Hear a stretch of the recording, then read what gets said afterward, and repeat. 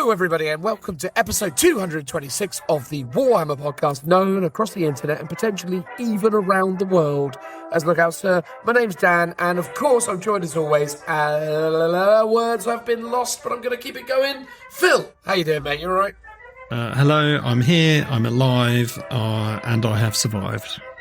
There we go. Me too, buddy. You've got a headache, I'm shattered, and this episode is already 3-something hours long before we even bother doing this intro sequence. So essentially, cheers to the patrons. Consider giving us a 5-star review, and there is merchandise. Otherwise, we're going to talk about what, Phil? Warhammer World Championships reveal show. We're covering every single little thing under every nook and cranny, every tiny rock. There's a bit of old world in there. We are talking about it and giving our uneducated Neanderthal opinions on them for you at home to basically say we're wrong. Exactly. And please do tell us we're wrong, because we almost certainly will be. But obviously don't do it just by virtue of the fact that you think we are from the outset. You know, give it a listen and let us know what you think. But yeah, genuinely, we hope you enjoy it.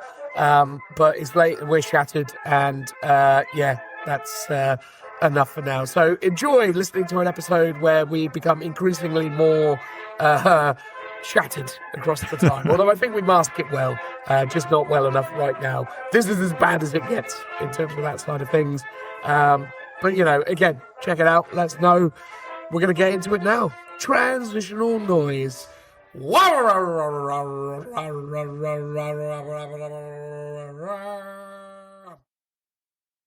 All right, all. It's another rainy evening here in the UK, so apologies for any, you know, rain-orientated background noise. But we're going to talk about the Warhammer World Championships, or the Championships of Warhammer, World Championships of Warhammer. That's what they call it, don't they? People call it WCW, which confuses me as a wrestling chappie. I'm surprised I haven't come for them. Well, exactly. But there we go. Anyway, yes, the World Championships of Warhammer, it took place. Some people won. A guy from America called Richard, who's apparently very good. Some French chap won Age of Sigmar, because the French are very good at Age of Sigmar. I don't know if you know this, Phil. Well, I was aware there was a lot of French players there in general, partly because I know a guy who's French, and he shared some photos. It felt like there was over 20 of them. They are very prolific within the AOS side of things, although I also think they're quite present when 40K it comes as to well. 40K also. You know, the French are well represented when it comes to competitive play. And then apparently they also had championship status for Underworld and Kilty. Yeah. So, you know, well done to those individuals who did well. You are the best of us. But the thing we're interested in is not the gaming extravaganza that was the World Championships of Warhammer, but the various releases that took place throughout. And obviously we know that we're very late to the party. You will have already had all your favourite creators talk at, you know, tedium about this stuff. But now, presumably, you want to hear our opinions, because let's be honest, it's not really utterly accurate and complete until Look Out Sir has rendered the final verdict, as is our way. Exactly. We are hammering that gavel and passing judgment. Indeed, we are. So, anyway, yes. So, there were some amusing technical difficulties that took place as part of the production and showcase of the previews. The live stream, yeah. Yeah, essentially the good people of Warhammer community thought it was essential that they did themselves a lovely little live stream extravaganza, which it was, to be fair. Yet again, going out at like 2 a.m. UK time, which again... no, to be fair, it was 12:30. Oh, right, sorry. 12:30, but it probably went on till much later, because they did have a technical break halfway through, so it probably went on till 2. Well, nonetheless, still absolutely absurd that they can't do it earlier in the day for, you know, Europe. Yeah, bit of a shame. Absolutely wild. I think, like, as British enthusiasts for, American sporting spectacles, we have obviously become relatively accustomed, if we're fans of things like wrestling or MMA or even, American football, baseball, what have you, of staying up and catching the games in the twilight hours between Saturdays and Sundays, most typically. But yeah, we never expected, or at least I never expected, to have to, exercise the same sort of approach for releases and reveals from a British company. It is a bit of a shock to the system, I will say. Yeah, it's just the way of it, I guess, because they're doing the previews at mostly nowadays American events. Yes. That hasn't obviously always been the case. Sometimes they've just put them out and they've recorded it from the UK, which does mean they don't have production issues in quite the same way it did this time, because they had a lot of just terrible audio quality. Then they probably had a good 20 minutes to time out to fix that audio quality, and then it genuinely felt worse when they came back. But but it was passable. And despite the technical issues, I thought the rest of it was quite good. No, fair. I think, overall it was a smorgasbord, I would say, of announcements, releases, information. Not, a super coherent theme, although I suppose, Warhammer Quest was, the star alongside Magakin of Nurgle. But, we'll get into it and talk about all the various things. We're doing the rundown as per the order as it appears on the Warhammer community site. So it starts with 40k, goes into specialist games, moves over to AOS and concludes with Warhammer Quest, with a little bit of Warhammer Plus thrown in for good measure. And a little bit of Black Library as well, I suppose. So, we'll cover it all off and give our opinions as we go. So unless there's anything else we needed to outline from the outset, I think that's pretty much the way it's going to go, right, Phil? I mean, there's a lot to get through, so let's just crack on. Let's just crack on. So, first amongst the things that were revealed, I don't believe actually happened in this order when they did it live, but it's the way that we're... This is reverse order, I think, because it's posted on the website is newest to oldest. There we go. So, yes, we're doing it in reverse order. But, people like Warhammer 40,000 related topics, so probably not for the worst that we start there. So, yes, Lieutenant Titus, made famous by video games such as Space Marine and Space Marine 2, although obviously not a lieutenant in Space Marine, has returned and is now a captain, which is a very interesting series of events. As I understand it, Phil, he is the captain of the second... Correct. company? Yeah, second company, replacing the guy that I believe gave you all your orders in Space Marine 2. Yeah, it was that Akaran or whatever his name was. I believe so, yeah. Scottish Captain bloke. Akaran, yeah. Yes, yeah. So apparently he had a run-in with the GSC, the Gene Stealer cult. It all went a bit wrong, and now Titus has stepped up back to the rank of captain after having seemingly earned his...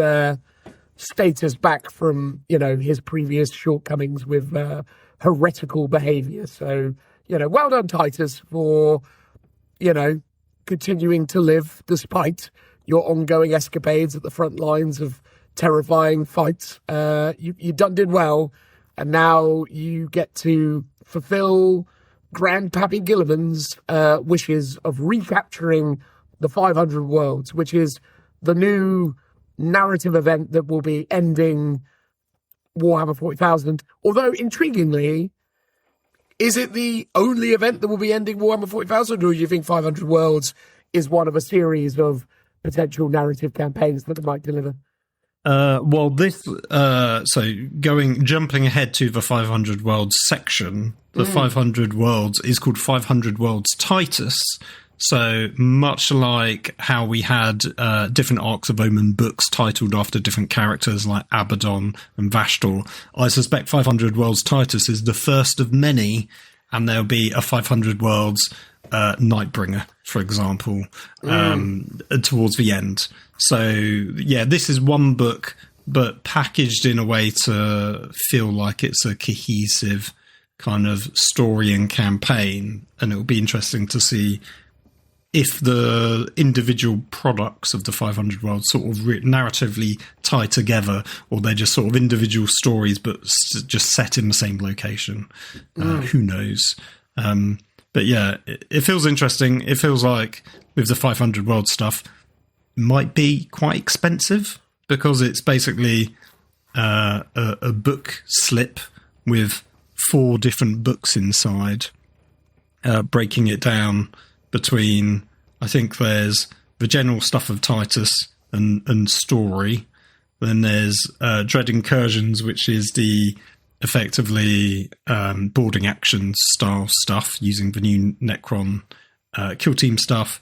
Then there's the Wars on Vesbalta Front, which I think is the actual campaign story alongside a map that you can stick stuff on as you go through your campaign. And then you've got Titus Detachments, which is basically all the cool new rules that we're getting for free on Warhammer Community, but in print form. Exactly, because who doesn't like printed versions of things? And I suppose, if you're one of those people who like to go back and look at old editions, I know I am. Maybe, 10, 15 years from now, when there is great nostalgia for the 10th edition of Warhammer 40,000, it will be handy to have these things in print so you can call upon them at a later play them when the app doesn't exist anymore. Yeah, this feels very reminiscent to the Leviathan campaign of, I want to say, 7th edition, which was a 2-book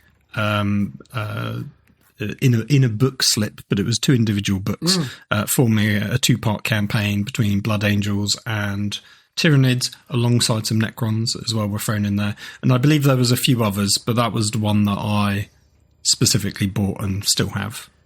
Yeah, there was there was a 2 from the Leviathan campaign, which was, in fact, maybe Leviathan was just 1 book and it was Leviathan, but they had a Tau campaign, which was Monkar and Kion, those 2 books. They had the Thousand Suns Space Wolf Saga, which was the Wrath of Magnus, and Fenris is in trouble. I can't remember the actual name of it. So yeah, they have had a history, although not too recently, of doing these kind of slipcase compendiums made up of a bunch of different narrative arcs, and genuinely was something that I viewed really positively at the time. I love the 7th edition rulebook for the fact that it's broken down into these individual segments, that you've got the lore book and then the pretty pictures book and then the actual rule book. It was really cool the way they did that back then. So I'd love to see them return to that for future editions. But yeah, 500 World seems interesting. Narratively, it's one of those kind of intriguing concepts that feels a bit strange, in so much as obviously they'll come up with a compelling reason why Gilliman considers it's important to retake the 500 Worlds, but it seems like, at least at a kind of glance, that it's quite an arrogant and very self-serving motivation that, speaks to Gilliman's love affair with, his empire, the worlds of Ultramar and everything that comes with that. So it's kind of intriguing that, against the backdrop of being, essentially the hand of the emperor, the guardian, custodian, whatever he is of the Imperium, to be like, you know what we really need to do? Go and get all my worlds back. I loved my 500 worlds. That's the most important thing right now. Well, potentially it's a callback to the Horus Heresy, and when he first conquered the 500 worlds and had his own mini empire. Perhaps it's more just an excuse to set it in Ultramar because we're getting all these Ultramarine miniatures. So doing something that was just, Vigilus, for example, or the Pariah Nexus, which would make more sense from a Necron point of view. But then they're going, okay, here's all these new Ultramarine minis. Maybe it doesn't quite work in quite the same way. What I found the most confusing out of it being 500 Worlds is and this is where I'm a bit hazy on the timeline based on what I was aware, is I was like, well, why are the 500 worlds covered in Necrons? Surely they should be covered in Death Guard because of the Plague Wars. Now, the Plague Wars was originally sort of retconned to be later on in the Indomitus Crusade, so I don't know if technically where we are in the current timeline, if the Plague Wars has actually happened or if it's due to happen, but hasn't actually happened yet. But it would have made much more sense to have gone, okay, we're doing 500 worlds and we're retaking all the planets after the Plague Wars, and Nurgle and Typhus and all of that lot have come and, ruined his fun worlds of Guilliman. So that, to me, would have made more sense, but then maybe my understanding of what went on is incorrect. Quite possibly, my friend, although in almost a good level of certainty, there is just this situation with GW where they have to kind of observe the release schedule as it's dictated to them by the studio, and ultimately the fluff or rules writers are ultimately not steering the ship, so they just have to deal with what they're given. And, ultimately they're like, we have Necrons and we have Ultramarines. Yeah. Make them fight. And it's like, okay, we're making them fight.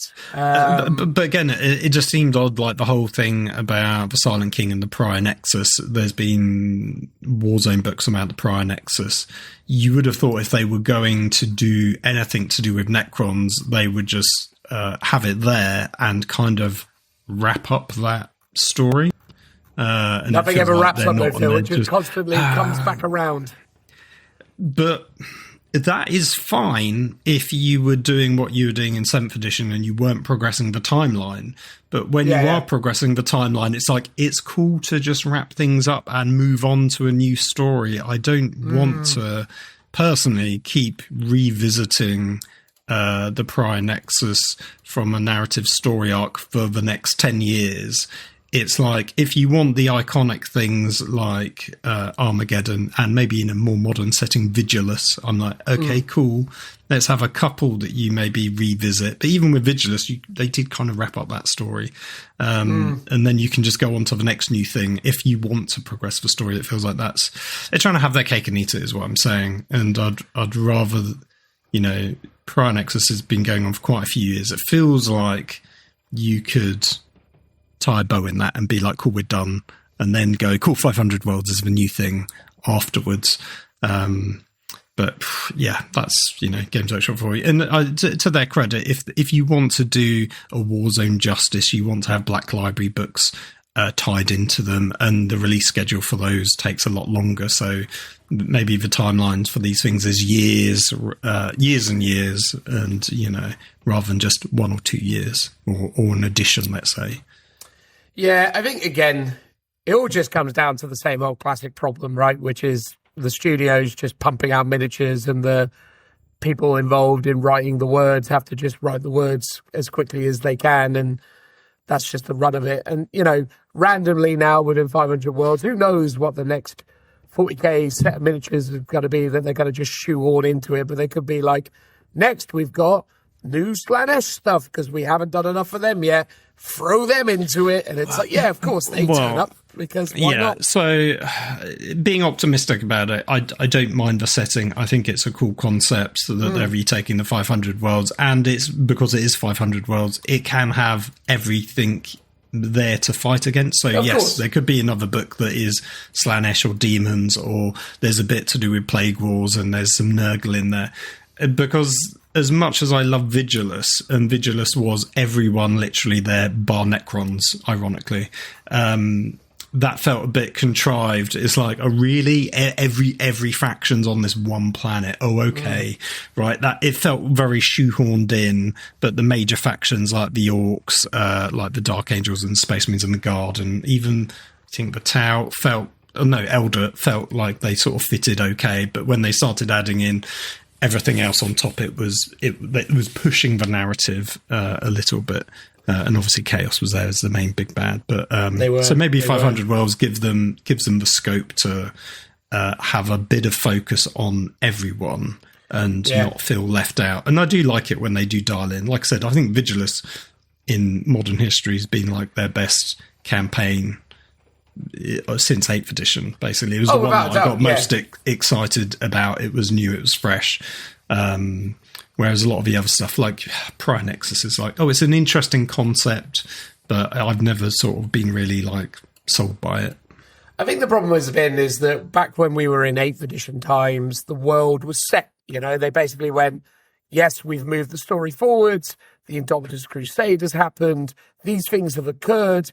The Citrix malediction has occurred. These whole situations have been established, and now we are telling you stories within that world in this moment. And I think back in 8th, because it was set and they were starting to explore ideas within that setting, it all kind of made a greater deal of sense, because the events of the Plague War, as it was, you know, established and understood.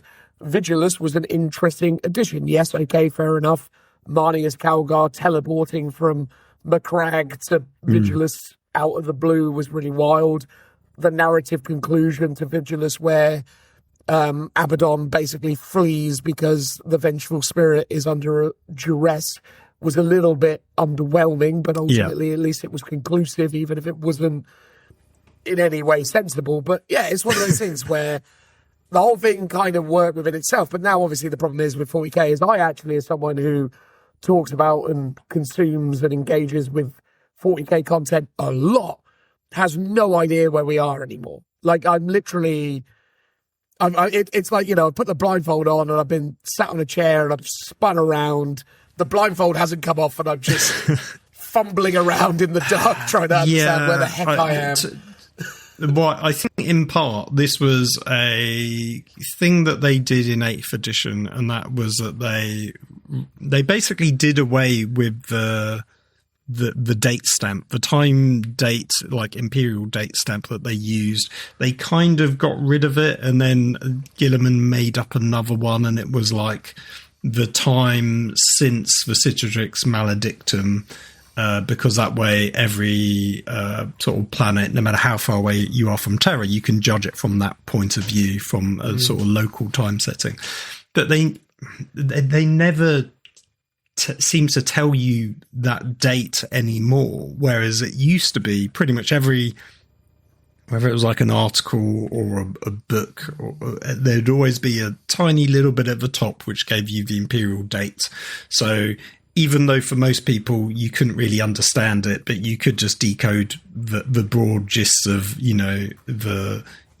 the millennium and the century probably, and then everything else after that was a bit higgledy-piggledy. But yeah, you could at least sort of work out what the time frame was, whereas now it feels like they don't want to constrain themselves, or they just can't be bothered. I can't tell which, but I feel like they probably just want the freedom to just not have to say, so they can't get caught out and be wrong. Yeah, that's exactly it. It's not that they can't be bothered, it's just that they can't keep on top of it anymore. It's just basically the horse is bolted, and now they're like, well, this is a campaign. At some point, don't worry about it. And also, by the way, the fact that Titus has been elevated to the rank of captain without any kind of meaningful resolution within his native setting is quite frustrating to me as well. Yes. Like if he got promoted in the game at the end, or even if it was like future DLC and it happened there, that would make sort of much more sense. I think also, like, the miniature's amazing. I like the look of it, but it makes me wonder what they're going to do for Space Marine 3, because I assume there's undoubtedly going to be one. And are you just going to be playing Captain Titus? It feels like, the captain doesn't go down on the away missions in Star Trek, but he sometimes does, but he's not meant to because he's running the ship. And I sort of feel like that just in general, with someone of that rank should not be doing dog's body work down on the ground. However, in 40k, the captains and the heroes tend to be like the frontline warriors, so I can kind of get behind it to an extent, but yeah, it just feels odd for the game to give him that sort of level of promotion. But there's no reason for them to have to do it with Titus in the third game. I think Titus would probably be central to the plot, but I think one of the things that would be really great to see expressed in Space Marine 3 would be the potential for exploring the differences between the different chapters. So actually, when you are, able to play the game, maybe you're basically cutting between 4, 5, 3, whatever it is, kind of leaders, and then having interesting narrative arcs for each of those characters. So they're still fundamentally playing with the same gameplay mechanics, but ultimately when you're the Space Wolf, you've got more acute senses and you're doing more kind of elements that speak to the kind of bestial, kind of feral, aggressive nature of that particular chapter. And then when you move over to like the White Scars one, maybe it's more of an emphasis on, bike missions or whatever, adding in more kind of vehicle combat, that sort of thing. So I'd like to see that, because again, that's one of the things that it seems that Astartes is focusing on, that Astartes 2 is going to be a myriad of different characters and different kind of settings. So it's more of an eclectic mixture of chapters and environments, or at least that's what I took away from what has kind of been shown thus far. Obviously, we don't know for sure what Astartes 2 will contain, although I'm sure people who follow that more closely than I do can speak to it better than I can. But yeah, I think that would be cool with Space Marine 2, 3 when it comes around. But that's the thing, like, even in Space Marine 2, we conclude Space Marine 2, spoilers, and, I mean, I won't spoil it, but basically you go away with your chaplain buddy on another mission, right? Like, that's the whole thing. So, and to the best of my knowledge, that hasn't been given to us yet as content. It's like, okay, so clearly it all works out, because 500 odd, 50 odd years later, whatever it is, he's the captain. So it's like, oh, okay, cool. So again, creates this other really weird scenario.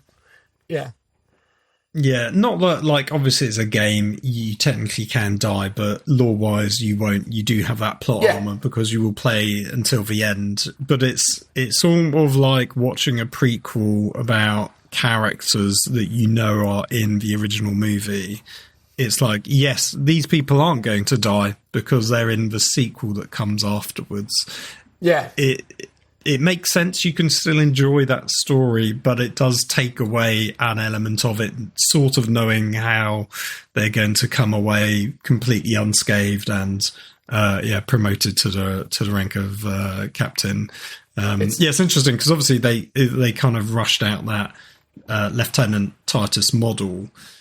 And weirdly, I think if you want to onboard new players from Space Marine, they would just want a model that looks like the guy they played in the game, and not a guy that's now got a fancy cape and furs on and is a completely different rank to what he was. Sure, there will be people like us that, maybe we're already fans, right?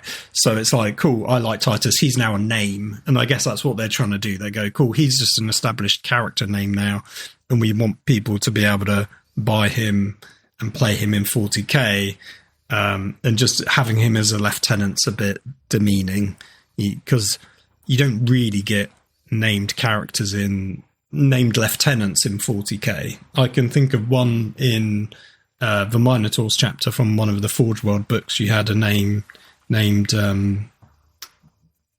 I think, well, actually, no, it predated lieutenant, so it was actually a named sergeant, if I recall. There were sergeants, named sergeants back in the day. You had Sergeant Kronos for the Ultramarines. Yeah, but and quite often Sergeant it feels Talion like... as well for the Scouts, I think. Yeah, but now it feels like, well, the only rank for Space Marines is lieutenant and captains, so it's got to be one of those two. Well, they're now, captains are now squad sergeants, right? So it's not the way it goes.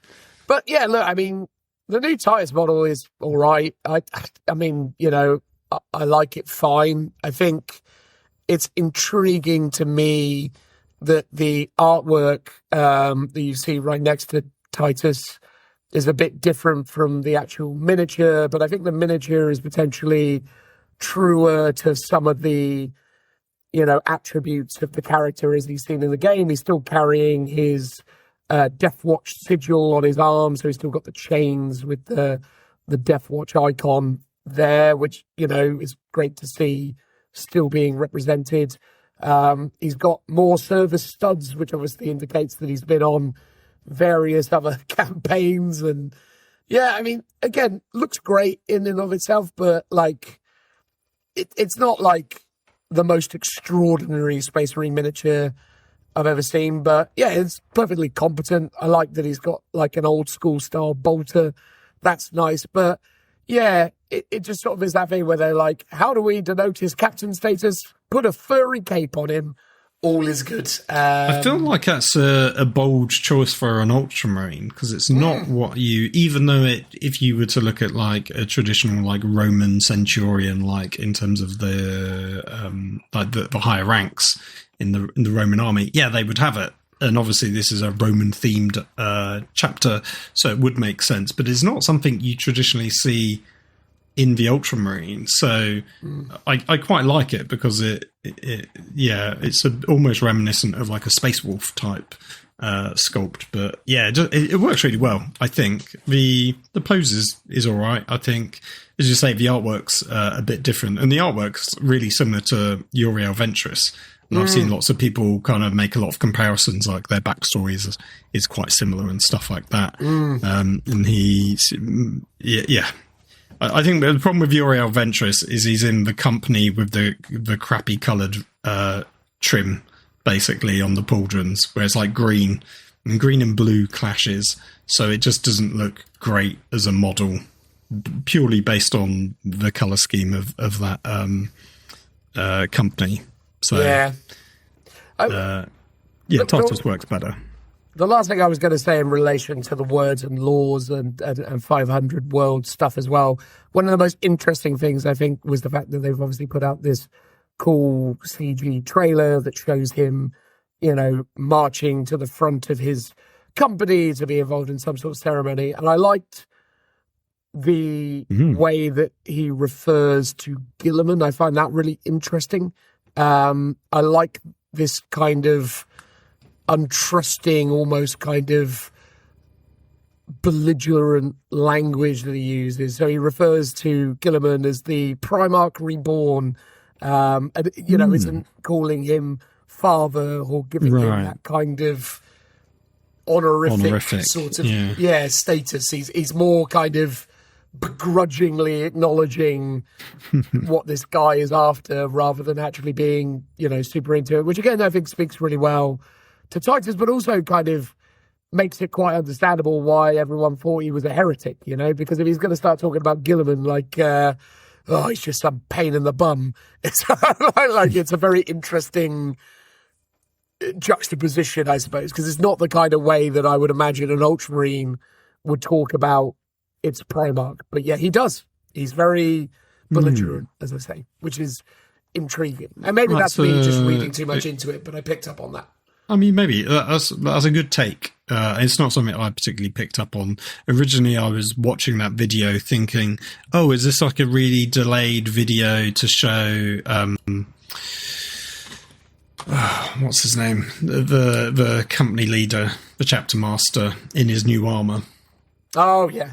Yeah. I thought Marnius Calgar. I thought it was going to be, cool, it's Marnius Calgar getting his new armour from the old Primaries, and that's a bit late, but that was kind of leaked, and this is when it was meant to be coming out. So when it was Titus, I was like, oh, okay, I wasn't expecting that at all. So it was a nice touch. Yeah, I also there's a lot of instances where he sort of refers to the idea that he's like he's asking the impossible, but only in death does duty end, sort of thing, where it's sort of like, this guy's an idiot, but I've got no choice. So, I'm going to go out. I'm only going out one way. So, whether he wants me to go do something stupid or something useful, I'll do it anyway. Because, but yeah, Titus is fine. The Blade Guard geezer from Secret Level looks fine. It's a Blade Guard mini, which are well established to be pretty. The Ancient, which is based off of the Marine that accompanies you in Space Marine 2, the Asian Marine. Again, I feel like they definitely need to get someone on their staff who maybe has a better comprehension of sculpting those sorts of faces, or even maybe someone on the heavy metal team that's a bit better at painting them, although they do have obviously a multitude of scar details, so it's obvious that you need to embellish and, exaggerate that aspect in order for it to be visual from a, miniatures perspective. So maybe the additional scarring is what kind of detracts, but I think the way this looks, especially on the sort of brow of his nose, looks a bit odd. And that's the thing. I think it's whether it's the paint job or just the sculpt. It's not a great looking face. I know a lot of people were throwing a lot of shade at the myriad of different Marine faces that were being made available in the upgrade set. Yeah, the upgrade set. A lot of people talking about them, having lots of feminine or female Marine faces, which was clearly not the case. It was just obviously a bunch of different kind of types of faces, etc. Which I guess some of them could have more feminine qualities, but I don't think that necessarily meant that they were trying to shadow drop lady Marines on us, although, it was good sensationalist content for those that, profit off of that sort of thing. But yeah, I think it's pretty universally agreed, at least within the people that I speak to, that, the two Marines, the Blade Guard and the Ancient is and the Blade Guard is what it is, I think, relatively unremarkable pair of Space Marines, but I don't know. Did you have any particular take on those two? I didn't mind them. It's fun that basically the two of them forms up your Space Marine 2 squad. Because the Blade Guard is from Secret Level. Yes, but in terms of the number that you would only ever get two extra guys hanging out with you, that they've done that here. But then obviously Blade Guard come in twos anyway, so it sort of makes sense. But if he's a captain, technically he should be joined by a squad of 3 Blade Guard of some kind. But yeah, overall, the Wardens of the Ultramar, I do love them. Mostly the more human aspect, but the Space Marines are cool, and it would be quite tempting to pick them up and convert them to my own chapter. But as you say, the Blade Guard guy is just sort of a Blade Guard guy. I saw a bunch of people say, but he has an axe in the Secret Level video, so why has he not got an axe here? That's fair criticism. I guess they've done it just because, well, he's a Blade Guard. A Blade Guard have swords, and that's it. That's it. Which is a bit of a shame. He likes to mix it up. Don't put him in a box. He can wield whatever he likes. Yeah, no, that's fair. But the 4 humans that make up the rest of the Wardens of Ultramar, phenomenal. Like, best thing of the release, especially the Astropath. Oh, he's absolutely fantastic. Love. Really want to get these, and I've always said Codex Surf, the concept of adding tiny humans alongside your Space Marines to flesh out the army, even if you're just using them as like wound tokens or something, is such a phenomenal idea, and it makes the army on the tabletop look so much more like the artwork that you see. So the fact that they're actually doing this is incredible. I really like it as a concept, and they're all, I would say, all pretty great minis. Although it was funny looking through the artwork. So there's the guy with the laurel wreath and the little hollow readout, Lucia. I actually thought that was a lady at first, but the artwork clearly shows stubble.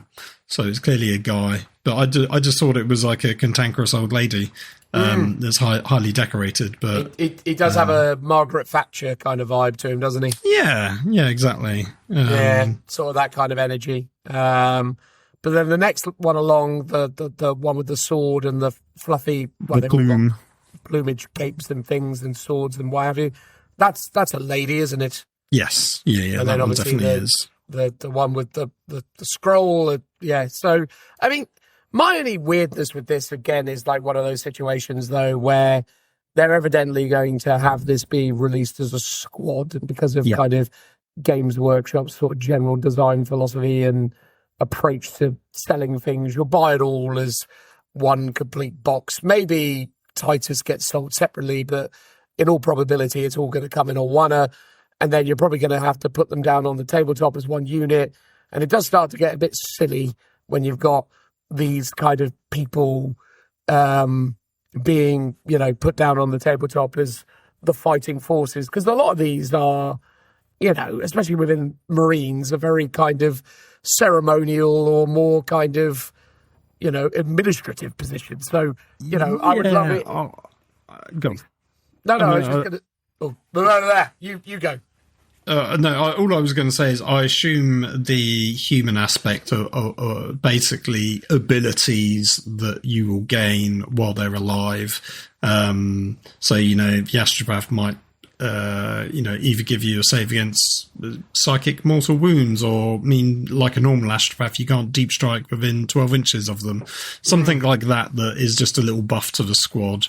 But you are right, it gets a bit silly in terms of where you've got mixed toughnesses, which Games Workshop has traditionally tried to avoid in more recent years. But yeah, whatever the pains are for that, I think it's sort of worthwhile. So what was your take on them? No, I just sort of feel like sometimes maybe, GW should do the sensible thing and acknowledge that certain miniatures are simply for decorative collecting and or, painting projects, basically, and not actually try and shoehorn all of it into the game. Or hopefully what I imagine or hope they could do is perhaps make them into kind of tokens that can kind of sit to the side of the table. Think about like coaching staff in Blood Bowl, the idea that they're there to represent some kind of enhancement or some kind of buff or benefit that you've given the army, so they're not necessarily playing pieces in the sense that you're maneuvering around the board, but they'll just give them rules and it'll be silly, but whatever. I suspect they will, but they might also just treat them, as you say, as tokens, but tokens that move around with the squad, a bit like the bomb squig or the little mine drill thing for the Krieg engineers. And it's like, yeah, cool. These are one-off abilities that you can spend, and when you've spent them, they disappear. Which feels a little bit odd for human characters to be like, oh, it's just disappeared off or died. Bit odd. But that would be a more streamlined way of representing them on the tabletop without necessarily them interfering with the squad. It'd be really interesting to see what the rules will be for these. Yeah, no, for sure. Next, we've got the new Necron character of Necrossa Amenatar, who is presumed to be the genesis of the Destroyer curse. I'll let you go first on this one, Phil. What's your vibe on the genesis of the Destroyer curse? Okay. Like, I don't want to say underwhelmed, but apathetic to a positive or negative emotion. It's just a big Necron. It hasn't wowed me personally, but kind of cool that they get a new model. Yeah, totally uninspired by this thing. It's, undoubtedly going to have a presence on the tabletop, but if this is supposedly the genesis of the Destroyer curse and supposed to have kind of a greater narrative arc within the overarching story, I think the miniature just does nothing to kind of distill that. When you look at kind of like other Necron characters that they've delivered, the level of like creativity and storytelling in the actual miniatures is really phenomenal. This is just super generic, super bland, big destroyer lord nonsense, and ultimately, maybe having him like be murdering someone would make it more of like a diorama and like an action pose, and that would work better. Because the one they did for, I want to say was it the original Prior Nexus book where it was he was like basically soul draining a guy phenomenal on his base. Instantly you'd be like, okay, cool. You know what you're doing. This is good. Yeah. Whereas here, it has got a sort of a quietness to the model, which, there's certain elements to it I like for sure. Overall, I love the Destroyer models as a whole, and as like a sort of a theme. If I was building my own Necron army, I would lean more into the Destroyer models because the three-legged guys and sort of the Wraith constructs, look really cool. So, Yeah, maybe they just need to put a more kind of expressive face on him, not just the kind of cold, typical Necron mask, but maybe something more, expressive would probably go a long way to elevating it. And then, the last thing they revealed really is not a reveal that they needed to do because they did it already, but they basically just acknowledged that had it not leaked, we would have revealed this now. And it's obviously Catan Shard, the Nightbringer, which is, as we've already stated, a phenomenal miniature that I'm sure a lot of people will purchase, even if they don't collect Necrons. In fact, I imagine many people will collect Necrons off the back of the strength of this miniature alone. It is that good. Again, as a juxtaposition between this and Destroyer Matey, I mean, it's literally, the comparison between the two is, it's just, clearly this Nightbringer is dead cool, whereas the Destroyer is just dead. Yeah, no, that's fair. There you go. Cool. All right. Well, next on the topic of Warhammer 40,000 related reveals, we had a few new characters that were shown off. So first of those characters is a Chthonian Berserker by the name of Bruk Stormbro or something like that. Stormbrow. Anyway, what this basically communicated to me is that clearly I am in the minority of hating the design of Chthonian Berserkers. Because this model is so bad, it has to be on purpose. Because everything else about the mini, i.e. the Orc head, is really amazing. The other miniatures that they've revealed, the Twins and the Tyranid Prime, are amazing. So clearly, either they are making Chthonian Berserker models look awful on purpose, or I just don't like them that much that I can't see past the horror. Because to me, that is one of the worst looking miniatures I've ever seen. The only redeeming quality is the dead orc that it is holding aloft. Otherwise, it is terrible, in my opinion. Again, for those of you who like Chthonian Berserkers, good luck to you. Obviously, I'm wrong, but ultimately, I hate this mini. I think it's terrible. And I really wish that we had better Troll Slayers in Leagues of Votann. But as it is, here it is. I don't understand why it's got loads of pipes. The fact that it's got a Terminator eye also, as in Terminator is in the T-1000 sort of, thing. Its top knot is just really, really annoying. I don't like anything about that. The weapon looks terrible. I hate this video. I think it's awful. But the orc head looks great. And clearly I accept I'm wrong. But Phil, why don't you say nicer things about it? I'm going to struggle a little bit. I think the pose is really good. It's a proper, old, Medusa holding a severed head up pose. That's cool. Yes. As in a Greek hero of myth holding up a Medusa's head. Yeah, that's very cool. As you say, I'm not a fan of the weapon. The overall design of the character I don't particularly like. The fact that they've got this clone skin of kind of dry rock skin to make him extra armoured because he's tough. It just makes him look like he's got a skin condition all over his face and body. Kind of just looks a bit awful, personally. Yeah. I'm not particularly wowed by it. In this case, I think I have to agree with you. This specific Chthonian Berserker doesn't look good. I do think the others do in general look a bit better. Things like the pipes, I don't mind. It's obviously, I don't know what it's doing, but it's very 40k to have pipes coming out of someone. But also, though, you clearly acknowledge, I'm sure, the orc head is extraordinary. That is a really well sculpted orc head. So whoever did this is very, very good at sculpting. So, because you can't just make that look as good as that looks and then muck up everything else unless you're doing it on purpose. This is the thing that confuses me about the Chthonian Berserkers. I think also what is potentially more problematic is basically Votann going down the route of every character has a trophy of a different race on it to make it interesting, because Votan by themselves are a little bit on the bland side. And obviously we had, was it like Burik Gunnarsson or something, the guy covered in Tyranids, and he's very cool and he looks very good and his rules are insane. And then it felt like they were like, oh, that was a hit. Let's do another one.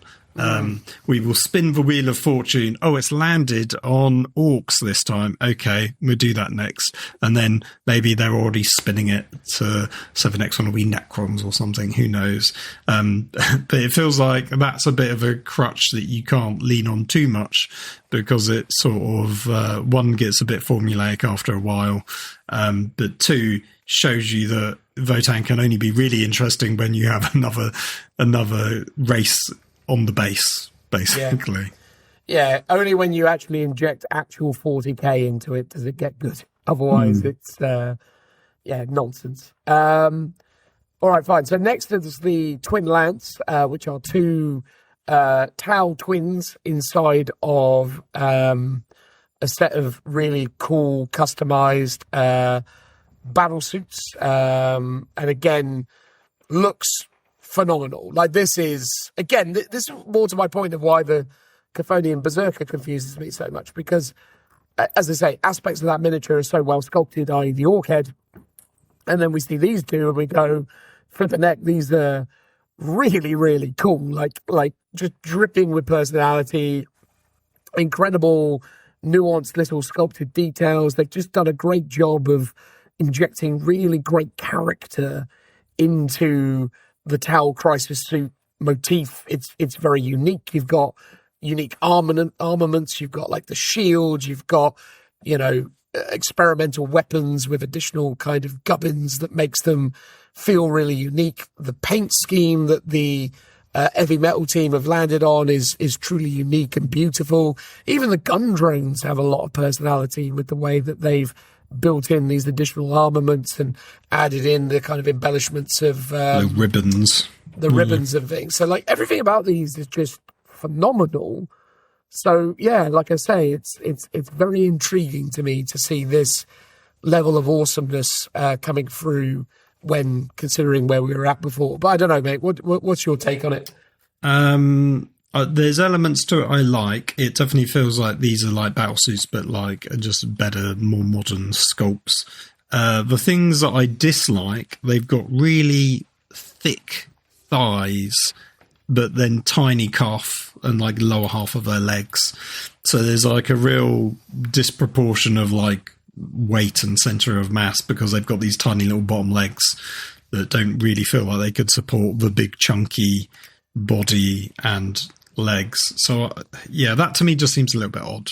And then they're covered in these. It seems relatively in keeping with certain modern kind of like robot designs. If you look at any of the like Boston Dynamic videos, a lot of the time that is kind of similar to those sorts of visuals. So maybe they're leaning into modern, robot designs when it comes to that stuff. Yeah, maybe. And then they've got then they're covered in like these studs, which are a bit like the Space Marine armored bonded studs, which I kind of get. They want to give it a bit more of a sort of tactical look to it and make it stand apart from the regular ones. Personally, I'm not like a huge fan of those elements. On the shield, it looks right, but maybe on the armor, it doesn't. And then they've got this sort of almost like stitching of the ribbons going into the armor, which I think ties in quite well with Farsight and that sort of more Japanese like aesthetics that they're like hinting at. So having that here sort of works, but yeah, I don't know. I mean, I'm never a huge like Tau fan in general, so no, fair. I'm not like huge on these. I can appreciate that if you're a Tau player, you probably will like them though. No, that's good. Fair. Yeah, as I say, I think they're really cool. I think they do a lot of things right. Well, I was going to say the fact that it's like a dual character, phenomenal concept. I would do that in like my own kind of. If I was to make my own tabletop battle game, I would do something like this. The idea that it's not just one character, it's two, and they're combined, and whether they're on their own base or two separate bases doesn't really matter.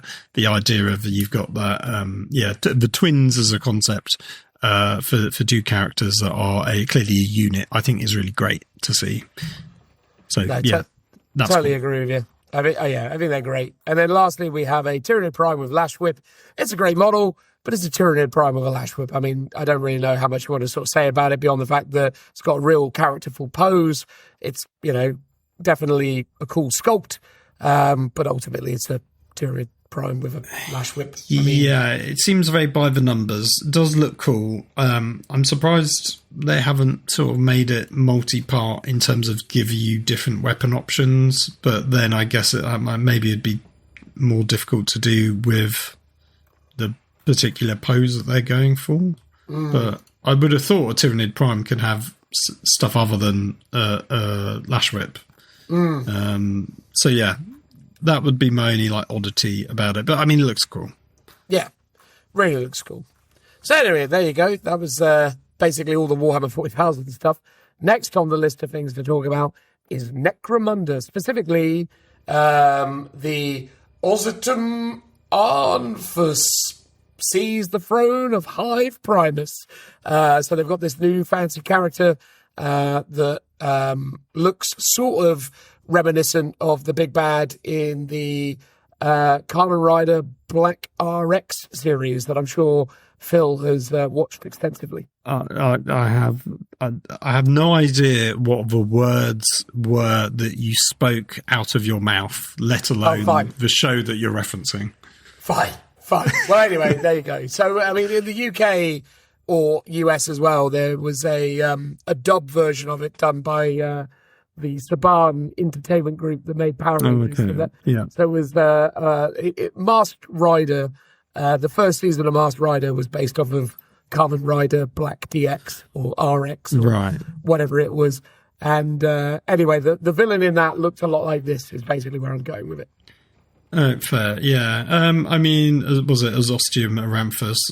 Looks really cool. He's got two different versions of him. So he's got his, what I will call the Sanguinor version, where he's bedecked in this sort of death mask and very Greco-Roman style armor, all bedecked in gold, making Blood Angel players frothing at the mouth with jealousy that this isn't a named character for them, probably.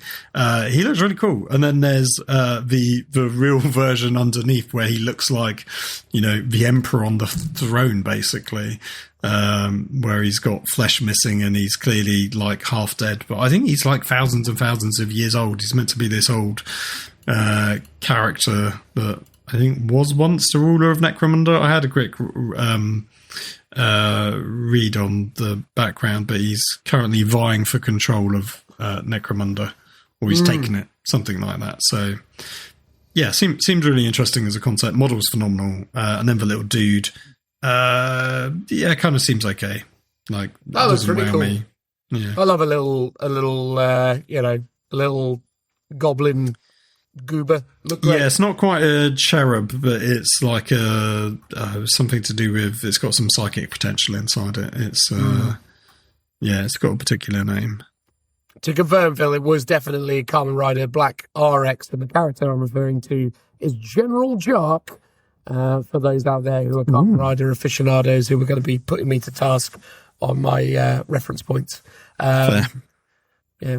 Kamen Rider Black RX, by all accounts, being one of the superior Kamen Rider series. Well worth a watch at some point. Anyway, we've also got the Palatine Justicars, which are the forces of this chappie, right? These are the guys that he brings to battle, I assume.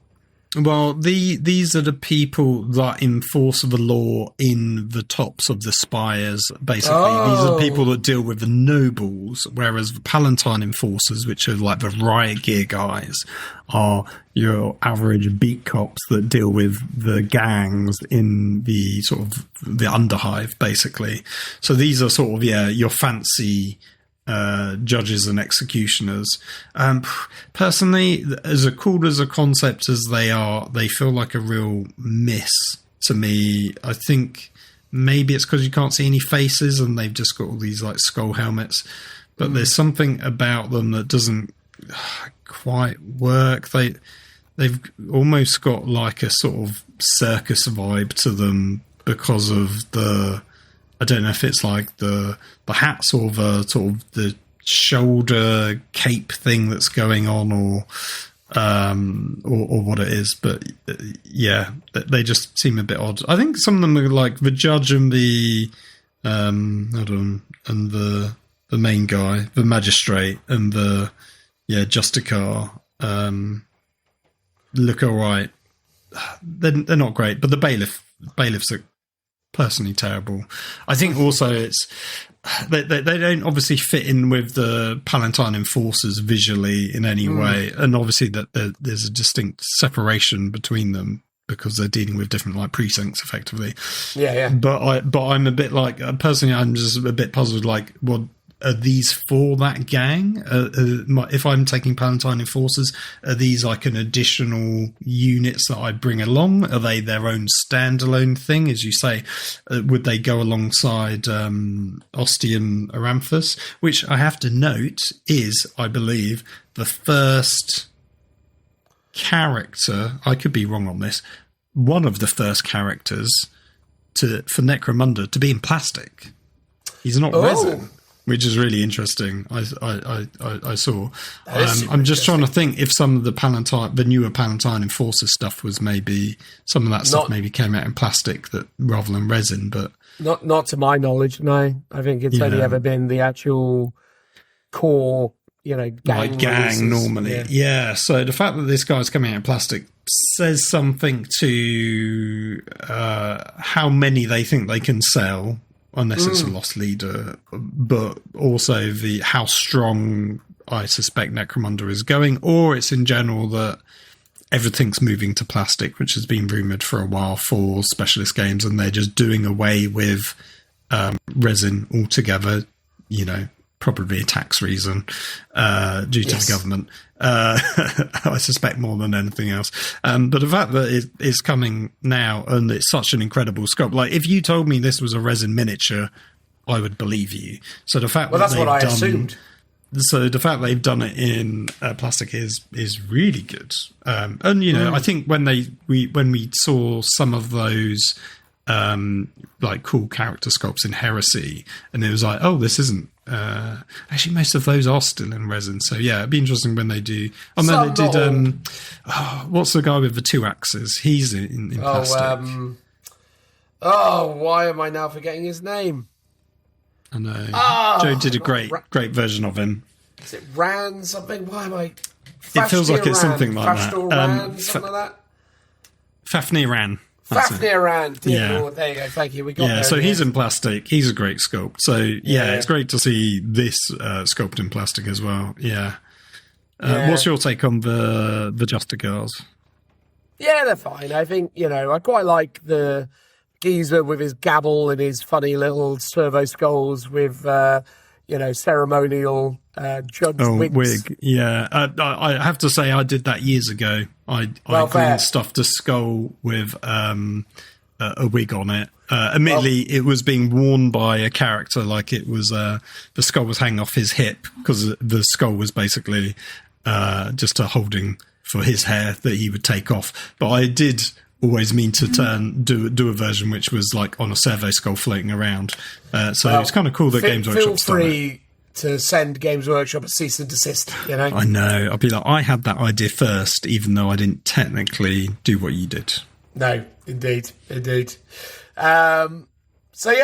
look, at first glance, I was like, oh, actually, they're quite cool, and I do like aspects of them, but I agree with you. They're not, like, winning me over. They're not, as iconically awesome out of the gate as some of the other Necromunda figures. I think, the House Cawdor or Redemptionist specifically are really gorgeous sculpts with very similar kind of attributes to this, but just doing it a lot better. Again, it's nice to see, but I don't think this would be something I'd be falling over myself to collect. Equally, we've got some new squat releases, so the Ironhead Squat Character Masters and Charter Masters and Drill Masters have come along. These are some of the weaker squat minis, in my opinion, that they've done. I think the geezer with the pipe and the axe is quite a standout. But otherwise, I would say that this is a bit of a miss for the squats, which have been consistently strong otherwise. There's two guys with a pipe. One of them's holding the pipe, but he's got like half his face is just like a metal plate, and is completely covering his eye, which seems a bit odd. Yeah, the other one looks better. The dude with the gun and the amazing moustache and goatee looks quite cool. And then the exosuits have very awful standard leg poses, but beyond that are actually quite good. And this whole range brings my dream of one day doing a Votan army with Squat Prospector models even more possible, because there's just so many more options now for the Squat Prospectors. Even though it would be insanely expensive, I wouldn't ever do it unless it was like a 500 point like boarding actions or something. But I like how all of their little drones are like these wheeled tracked things rather than the floaty ones that you get in Votan.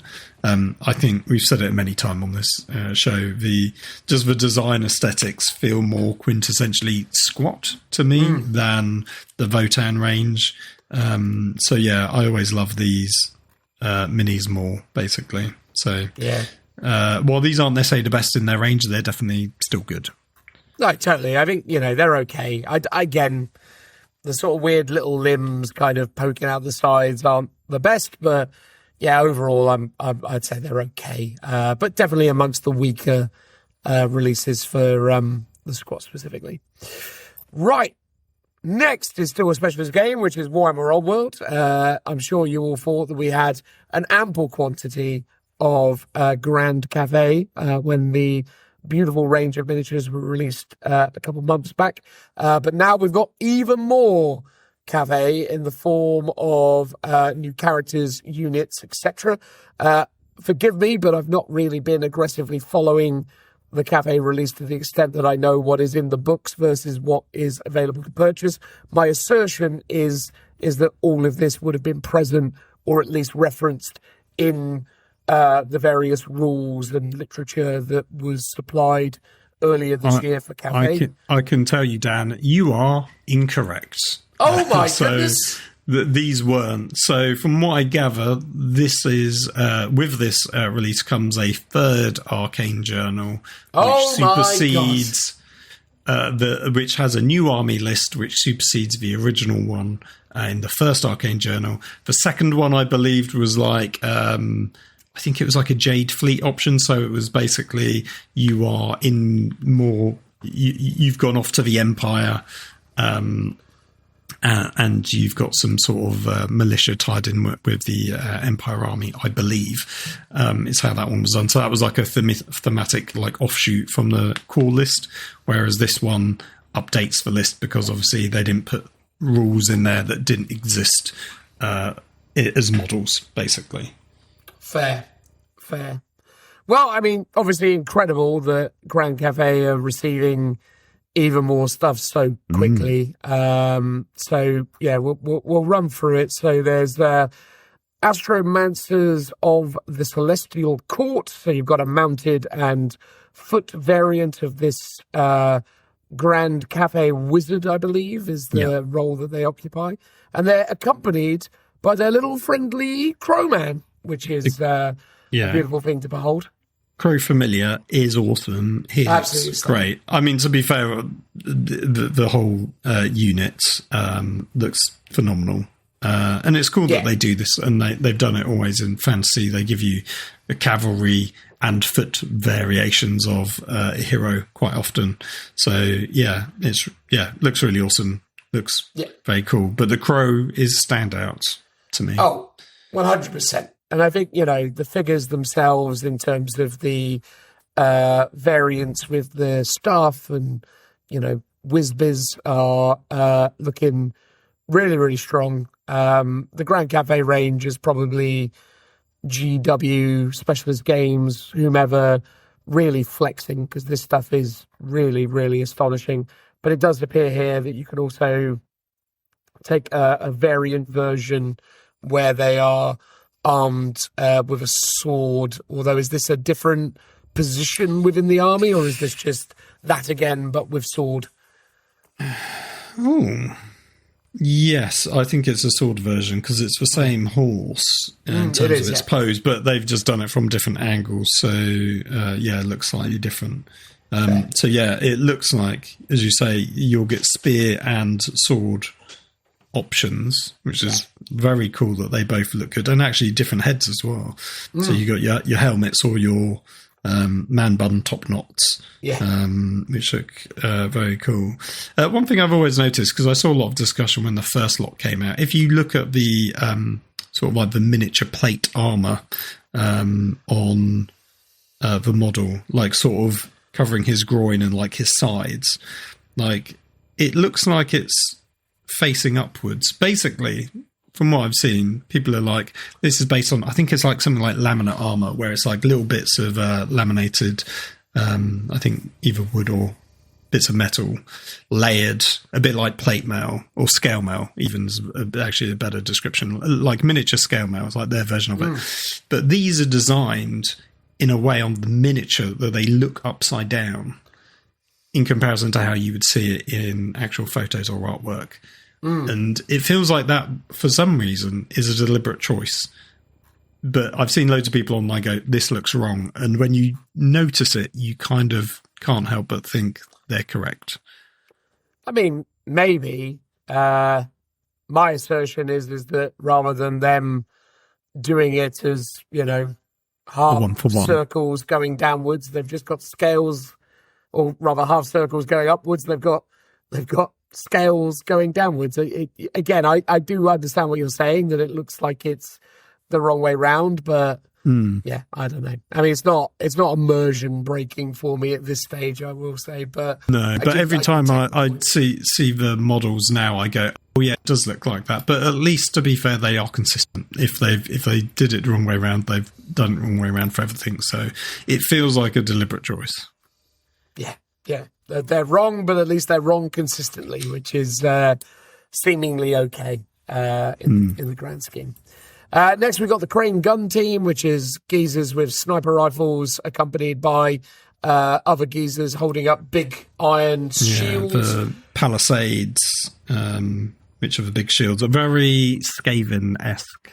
Indeed. It's got the Giselle vibe to it. And again, super cool. Really, really cool looking unit. I think the Giselles wear it better, but I think this is, really nice. I think the key difference with why I think the Giselle sculpts are really strong is the way that the actual Skaven themselves are posed with the rifles. They've got a bit more of a kind of, kind of organic hunched over look.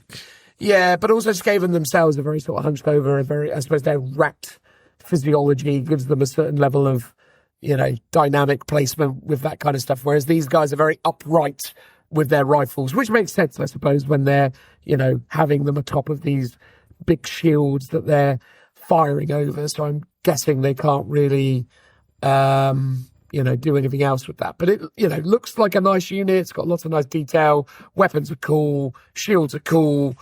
It's a good vibe, I would say.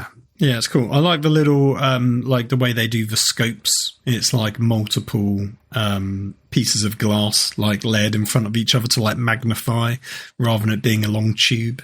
I think that's a cool addition. I feel like there was a character from either Cities of Sigmar or actually old Empire that had that kind of concept. Like was it the Celestial Arcanum or something? Yes. That big thing. I'm sure there's something like that on there as well. So I like that sort of that kind of archaic vibe. Yeah, they used to have I swear it was like an Empire engineer with a really long, like sniper rifle-y type thing that it had. Yeah. Vibe. But yeah, it looks cool. And then you've got the Iron Hail Gunners, which are fine. I think for me, by the standards of Cafe, this is one of the weaker looking units, but a lot of that is just down to the posing. I think because they've got quite big, almost like blunderbuss-esque, rifles with these insane dragon embellishments. They look quite cumbersome and quite chunky, and the characters, given the way that they obviously need to rank up, are very sort of static in their posing. So I'd say by the standards of Cafe, they're not the best. Also, as well, I don't know whether or not these are going to be resin sculpts or not, but when you I actually would look at assume them, plastic because they're like units. but when you actually look at the miniatures ranked up, it's basically the same 3 miniatures done twice. They are identical to each other. Oh, I see what you mean, because of the heads. You are heads, the correct. pose, the bodies, yeah, everything. so that is... Let's look at the other squad as well. Maybe it's just to save on sprue efficiency. So basically, Yeah, probably. you're getting, rather than like a big sprue, you're getting a little one repeated twice. And I guess that's maybe like the cost savings that they're doing, maybe for these kits. So there's a bit of repetition. I guess potentially the heads will still be swap outable, but maybe for whatever reason they haven't. I mean, there's a small chance they've only actually painted 3 of them, and then they photoshopped the squad of 6 together based on those 3 models, and they've just duplicated it, which feels odd. It doesn't feel like they would do that. I definitely don't think that's what they've done, mate. Yeah, I mean, here's the thing. The blunderbusses are kind of... I think they kind of look cool. That they do feed into my conspiracy theory that these are basically a replacement Chaos Dwarves, and that you just proxy your Chaos Dwarves as Cafe, because there are a lot of like-for-like units. But then things like the Crane Gun team look much more like Scavengers Ale, sort of blows that theory out the water, because, you get the fire... I want to say they're called Fireglaves in the Forge world, Chaos Dwarves, but they don't have the Palisades, so it doesn't quite work. But there's a lot of sort of visual and thematic crossovers between like gunpowder magic, big mad monsters, ogre loaders on big giant cannons, rocket launchers, things like that.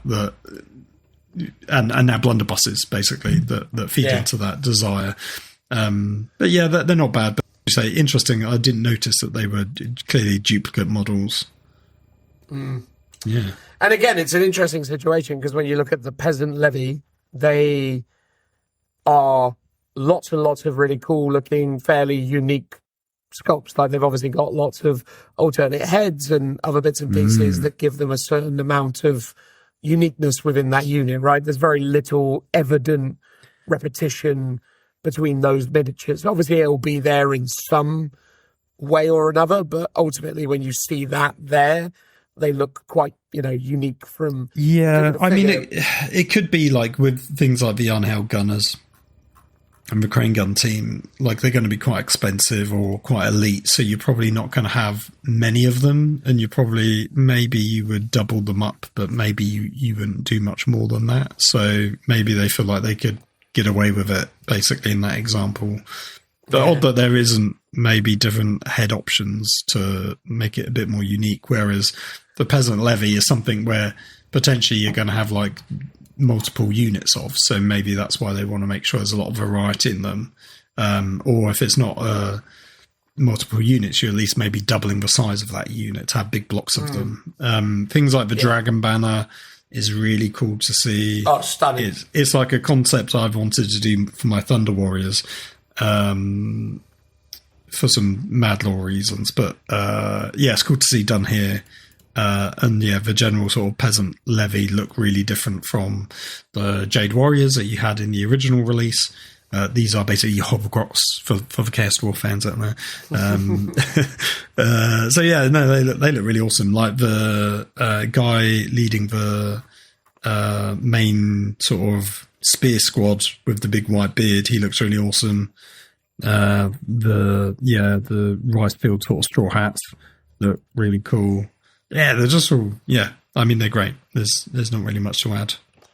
No, totally agree with you. I think again, on the whole, really, really solid addition to Grand Cafe. Really rounds them out into incredibly large and, complete fighting force, which is great to see. So, yeah, genuinely very impressed with that release for Cafe. Can easily see people who would be tempted to jump on the bandwagon, being pushed to do so now with the addition of these new minis, because, yeah, just a really stunning range. In fact, I actually saw down the club the other night one of our old world aficionados playing Grand Cafe, and the scale of the miniatures was really something to behold. I didn't actually kind of fully appreciate how big their dragons and other things actually were. Yeah. Very cool. How many lanterns was he rocking? None. Oh, no. That He is was playing against pro move.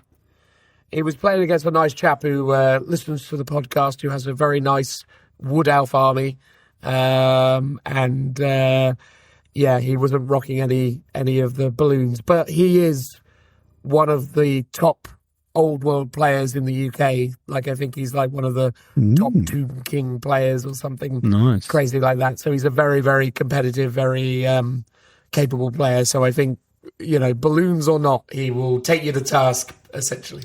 Fair. I was just also going to say they've got the Defenders of a Great Bastion Army reinforcement set, which makes a complete liar out of my blunderbuss theory, because actually you get a double amount of those models. So basically you get 4, each model gets duplicated 4 times. There you go. Well, which is puzzling, actually, when they've done that. But it'd be very interesting to see the sprues and potentially how limited they are. That would be I sort of feel like they've probably had to go for some stuff. You get the smallest sprue possible, and then you're just going to repeat it as many times as possible, because that is way more efficient. It's not costing you, if the general rumours are to be true, it costs you like 50,000 to 100 to 200,000 for like your mould, basically, your die-cast machine, and then a smaller one is gonna cost you a fraction of that price, as opposed to multiples for several sprues. I can see why they've done it here. It is a shame because it is slightly noticeable, but I think old world and fantasy in general has always suffered from that, so it's not really a big problem. But with the newer plastic kits, you would like to see that avoided as much as possible. Yeah, you would like to see it, but as you say, it seems relatively unavoidable. I would rather have a unit that has more duplicate models than I would like than not have that unit at all. And I feel like that's sort of the decision that's being made here. So I can side with GW on this one and be like, yeah, okay, fine. That's what it is. Great. No, I'm on board with that for sure. All right, cool. Next up is a probably quite quick one, which is that they just basically said that, look, everybody, we have created a compendium or reading guide or something to that effect for the Horus Heresy. So you now can be told the actual order of the most important books that you should read. So say we, Games Workshop and or Black Library. So you're going to get Horus Rising, which is obviously one of the most essential and important books within, the Horus Heresy, because it is the thing that kicked it off. And then from there are 11 more books that are seen to be, the essential elements of the Horus Heresy. And then once you get through all of that, you can move over to the Siege of Terror, seemingly, is the way it seems, at least. So it's basically 12 books that they're releasing. I think this is probably good onboarding for people that haven't read any and want to, because I think it's been memed to death, like how complicated the reading order is if you're not just going through them one at a time. And I've just been going through them one at a time in the order that they were released, and that makes perfect sense. But it's just a lot of sprawling narratives, and you maybe don't get to appreciate like some of the story arcs going on. So if you want to focus down onto a particular story, there are these really complicated like flow diagrams to show you how to do that. Whereas this is, here's the broad, like big books capturing the key moments, so you can then, as you say, get on to Siege of Terror. And that makes sense because it's a bit of a beast otherwise. Yeah, absolutely. Which is great to see. And obviously we now know that we're getting the first book in what feels like it's going to be a series around the Scouring. So I'm really excited to get my hands on that at some point soon and start reading through all of the fun that represents. Because again, I think that's a really interesting time in the world of Warhammer 40,000. So yeah, I'm hopeful that they do it justice. But yeah, for those of you who haven't experienced the Horus Heresy, highly recommend it, and obviously well worth approaching it in this more streamlined fashion, I would imagine. Although obviously, if you're aficionado of a particular legion, you'll probably want to deep dive some of those particular elements. But on the whole, yeah, it seems like a really good idea on their part to kind of streamline that experience to some degree, which is great. So next is Legion Imperialis. Yes, I know, mad. They're still making Legion Imperialis, Phil. Can you believe it? I know. Do you think it's... I mean, it does look cool as a game. We've still yet to play a game, but one day. One day. Well, you can play Sean. Sean's well into it. Oh, that is true. He is, yeah. He loves it. But yeah, so essentially, because they've released Saturnine in, normal scale Warhammer Horus Heresy, you now have them in teeny-weeny Horus Heresy. So the Saturnine Terminators and other releases will be coming to Legion Imperialis. Even the weapons platforms will be making an appearance. I imagine, well, my assertion is that weapon platform is one of the most unpopular and least selling miniatures in Games Workshop's history. So now that they've made it in epic scale, that is almost certainly going to be the lowest selling miniature range of all time for them. Surely it's like, let's take something that's really unpopular and then release it for a relatively unpopular system and not sell anything. So maybe, who knows, maybe there will be a strange resale value for these in the future for obsessive collectors who need to own everything, because almost no one will have these in 10 years' time because no one is likely to buy them today. Who knows? I mean, maybe. I honestly don't know how well it sold. I think in the Heresy scale, like the sort of standard size one, I think its probably biggest downside is its like size and footprint, but who knows what the functionality of that weapons platform is. I think what's interesting here is you basically do get different weapon variants. So in addition to like the kind of quad autocannon version that you got in the Heresy game, you got the effectively like a Manticore missile platform, and you got like a sort of a Punisher Gatling version as well, which you could argue means those will be coming to the standard size version at some point, but maybe not. Who knows? But yeah, you also get the Saturnine Dreadnoughts, which are cool. Again, say what you will about Saturnine, the Dreadnoughts do look cool. You can't really argue that one. And it's all wrapped up in this nice Saturnine battle group that comes with Mastodons, Fire Raptors, and Vindicators, as well as all of your Saturnine goodness, which is nice, isn't it? I mean, it will definitely be a box I will be skipping because I'm not a huge fan of Saturnine, and while it has ever so slightly marginally grown on me, it has got not enough by any stretch of the imagination for me to want to buy in epic scale, basically. No, fair. Then we've also got the Legion super heavy tanks. So the Falchion is being represented here, along with other large tank variants, such as the Ascalon Inferno gun, which is basically a load of flamethrowers on a big old super heavy tank, which is kind of a mad concept. Like, I do really like the notion of that thing, the idea of it just kind of rolling forwards atop a blanket of fire. I think that must be a pretty terrifying prospect, I would imagine. Yeah, it's very similar to the Malcador Infernus tank, but this one is basically, I think it's the same size and look of the flame gun on the Warhound. So this is like Titan-sized weapon. So yeah, it's pretty huge. It looks kind of cool. I mean, the Falchions are sort of like the weird, ugly stepsister of the Felglaive, but I can kind of get behind it, to be fair. So I don't hate the design at all. The only thing that I think is missing on this flamethrower tank, the old Ascalon, is some kind of combine harvester device at the front. That really would have taken it to the next level. To mulch them up. Yeah, absolutely. Because once you're kind of like burning them to cinders, you want some kind of like mulching device to, some kind of like thrashing machine just to sort of, disperse the remnants, I suppose. Yeah, the dark corals from your mind, Dan. Well, exactly.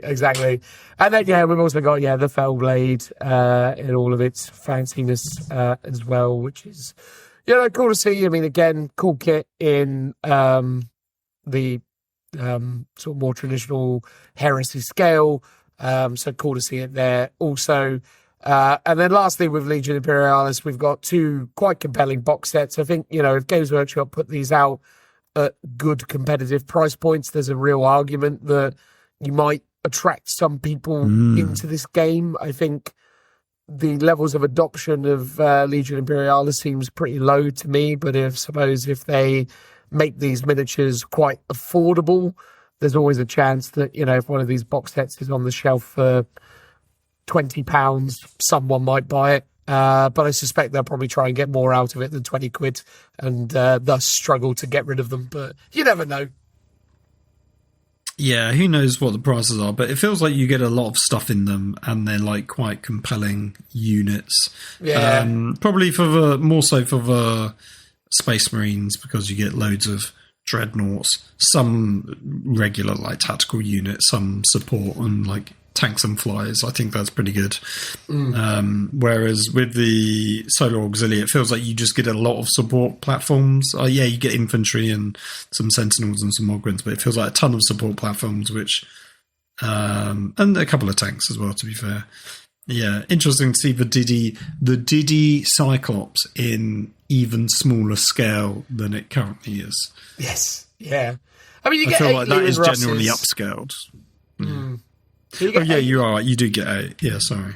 Which is quite nice. And you get the 6 Avengers, and it's cool. I mean, obviously 20 quid was a bit of a joke statement, but I think I don't know, man. I mean, like, if it was 50 to flog, 60, it would be all right. Yeah, if they try and flog this for like 100 quid, no one cares. But like, but this is the problem, Yeah, I don't know. Well, here's the thing. I suspect they are flogging the 8 Lehman Russes for 30 quid, 20 quid, 25 quid, something like that. What is the price points on this? Hang on, let's have a quick little gander, shall we? That's because that will give you a good indication to like because for us we might be like 100 quid is not value for money, but if you're in the game and just 1/8 of this is being sold for 20 quid, this is worth 100 quid quite easily, and I suspect you will get a saving on these sort of battle boxes, because specialist games do tend to be quite good at those sorts of things. Yeah, so 8 Lehman Russes are £32.50. Wow. So by that, this could easily be £150 box set. Yeah, well, no one's gonna jump in at that price, are they?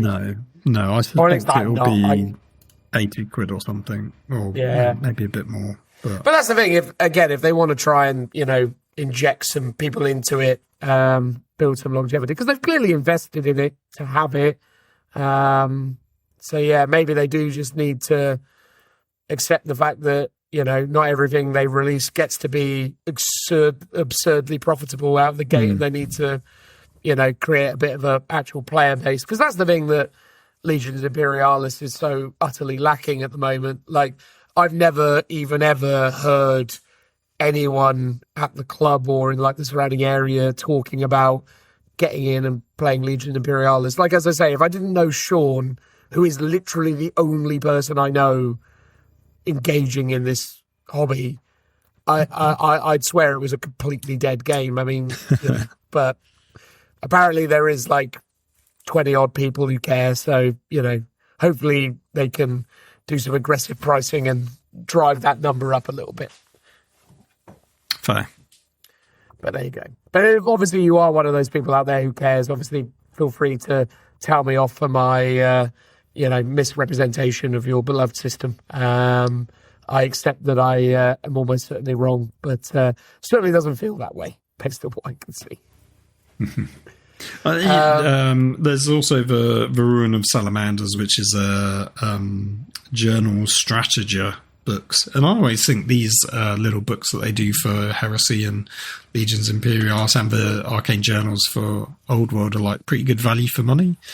They're normally like pretty cheap and feel like they have obviously all the new rules, but like a decent bunch of like lore and extra stuff in them.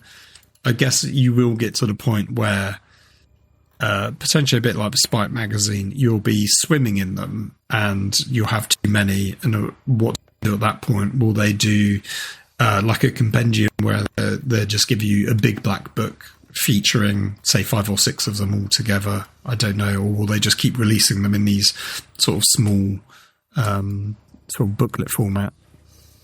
I don't know. But they'll keep releasing them in small booklet format, and then, you know, in a year and a half's time, they'll render them worthless because they'll move on to a new index version of the rules and start again. Yeah, possibly. That's the worry, right? So yeah, I have no faith in supporting those kind of systems based on, like, again, I know it sounds absurd to be so agreeable to one side of the equation pursuing that kind of endeavor and then being less favorable to it. But I feel like, here's the thing, I accept the Warhammer 40,000 and Age of Sigmar has a churn that is a, you know, consequence of their significance within the hobby space. 40k is the biggest tabletop wargaming thing in the world, and thus can afford to frivolously rewrite itself every 3 years because the churn of players just makes it possible and people are excited about new, interesting things.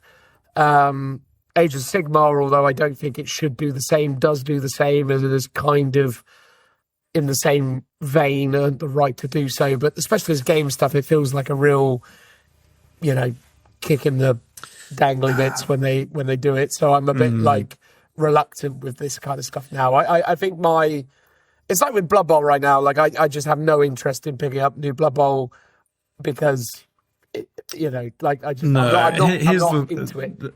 Yeah, here's the thing. For me, I would support these games more and just buy bits and bobs if I thought that edition would stick around for a much longer period of time. And I imagine there are many people in my boat where we're not like super active players, but we have an interest in it, or we have an aspersions to wanting to play these games. So we would go like, okay, cool, I'll do a thing here and there. Oh, there's a new Blood Bowl team. Okay, I'm going to buy that thing. But maybe I won't get around to actually playing it because it will take me ages to just get around to building it. But I suspect the amount of people that I think are doing that is vastly outweighed by the people that are like, oh my god, it's a new box, it's a new edition, I've got to play this new game, and that is all that they're focusing on, because the sales that generates and that interest in the game vastly outweighs people like us that are just going to casually dabble with those systems. No, for sure. But there we go. Yeah, so that was Legion Imperialis. Moving on to something else Horus Heresy orientated. We are now talking about Skitarii Battle Pilgrims, which is really interesting. So obviously Skitarii have been represented in the world of Warhammer 40,000 and have been utilized in Heresy previously. So Skitarii portrayed within the Heresy before were utilizing the Warhammer 40,000 kits with a degree of additional bits for extra kind of customization. But now we are getting a uniquely Horus Heresy take on the Skitarii, which I don't mind saying is utterly stunning. I think this unit really has oodles of personality, is just really, really cool. I think this version of the Skitarii really bring the concept to life in a fun, compelling way, and I think is just a phenomenal unit and adding to what is already a phenomenal range of miniatures within, you know, the Mechanicum. I think the Mechanicum stuff for Heresy, the Thralls are gorgeous. These guys are great. I think it's becoming far too difficult to not want to collect this particular range of Heresy miniatures, irrespective of all the stuff I was just saying about my frustrations with the way that they support it. These things are stunning, is essentially all I can say. No, that is true. These are pretty cool. They're very like grimdark, whereas the 40k stuff always has a slightly comical, mad, Leonardo da Vinci vibe to them. This feels much more grounded. It really reminds me of the Ash Waste Nomads, kind of the tattered robes elements to it. These guys do have crazy long legs. You know how we sometimes say that Heresy, and this is a joke, guys, you know how we sometimes say Heresy, they do the precursor to something from 40k. Is this the model that predates the super long-legged sniper that they recently released for? It can only be, surely. I mean, there's so many similarities, but yet this is utterly phenomenal. And to be fair, it just works so much better.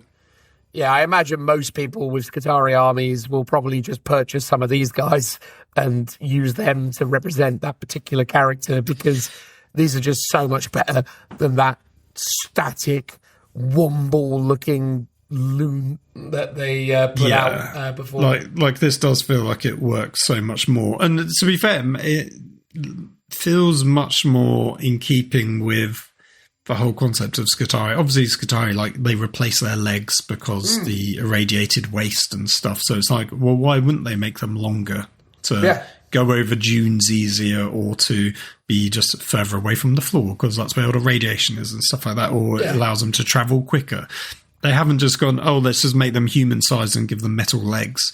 I feel like the specialist design team always do a really good job of like reinventing the wheel and taking a much better spin on it that feels sort of more grounded and adult in a way at the same time, like much more actually grimdark, and as we often say, like a historical game or a historical setting, whereas the 40k stuff feels often a bit fanciful and fantasy in a sort of, I don't want to say childlike tone, but there is a sort of a night and day comparison between the tone of the two ranges between 40k and Heresy. Yeah, totally agree with you. And I think the Marshal actually kind of personifies that almost most of all, because the Marshal miniature for Skitarii, again, embodies a lot of the kind of aesthetic of what Skitarii are within 40k.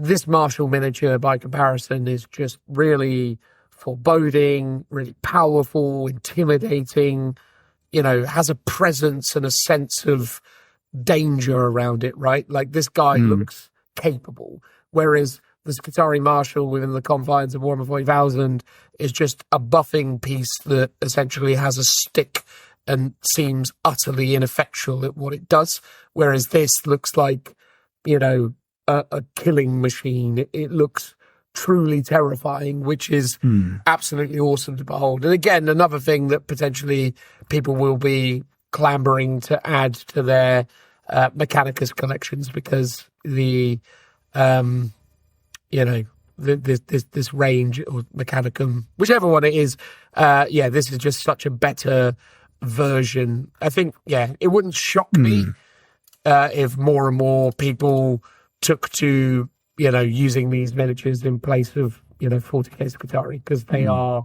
just that much better. Maybe, because if I recall correctly, the Skitarii in 40k, obviously they're wearing either hoods or helmets, depending on if it's Rangers or Vanguard. But even the Rangers have like just all metal faces, whereas here is like you can see the human element of the face, but half of it is like replaced by, you know, a robotic computer. It's that they look like servitors. Like they're showing you just from the head alone this augmentation between human and you know, computer, and it gives it that kind of grimdark tone to it. Whereas all of that is stripped away from the 40k range, where they just look like they could be robots, but you're told that they're not. You don't see any of the flesh really, with the exception of like the more like tokenistic elements of like, you know, crew and servitors and the breaches and stuff like that. Yeah, for sure. But yeah, stunning looking miniatures. And then last amongst them is this Stratos Automata, which is some kind of floating companion to the Scutari, at least in this box set. Again, yeah, so it's used to be a resin model, precursor to the, is it Blight drones, I want to say? Yes. And that's, you know, the evolution of where that came from, so to speak, in a historical setting is this, basically. And it's a really cool mini. It looks really awesome, like the detail of the weapons and the jet engines and the sort of the carapace beetle-like sort of shell to it looks really cool, plus all the mechanendrites and stuff like that.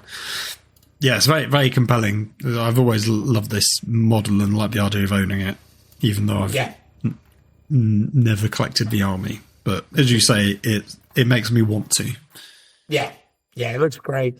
And then, they've got a journal Tactica that they're releasing alongside it, as well as obviously all of this stuff in a box set. So you get 20 Scutari miniatures, the Scutari Marshal, and the Automata. And then, there's the journal Tactica that dives into this in a little bit more detail. So, really, really top tier release for Heresy there. Very, very compelling, and certainly difficult to deny in terms of its quality. I think it's just really great. It's a really great release, which I suppose then dovetails into the second of the Heresy announcements, which is that they're doing new plastic Cataphractii Terminators, which look fine, totally fine. What's your vibe on Cataphractii Terminators, Phil? Normally, I really like them. I think the originals looked amazing until you put them next to a modern miniature, and then you realised they look actually really small. But in isolation, proportionally, they were phenomenal. And I've seen some criticism about these ones where they do look good, but the proportions are slightly off, and they're not as chunky or as thick. And they've got a very like sort of slender waist, and I have to agree that it feels just slightly off and doesn't look quite as good. And I've seen people assume these are on 40mm bases and do size comparisons with the Indomitus Terminators and go, well, there's a big size discrepancy here, even though Cataphracta should be the bigger, heavier version because it's more like a relic Terminator. So does it work as well?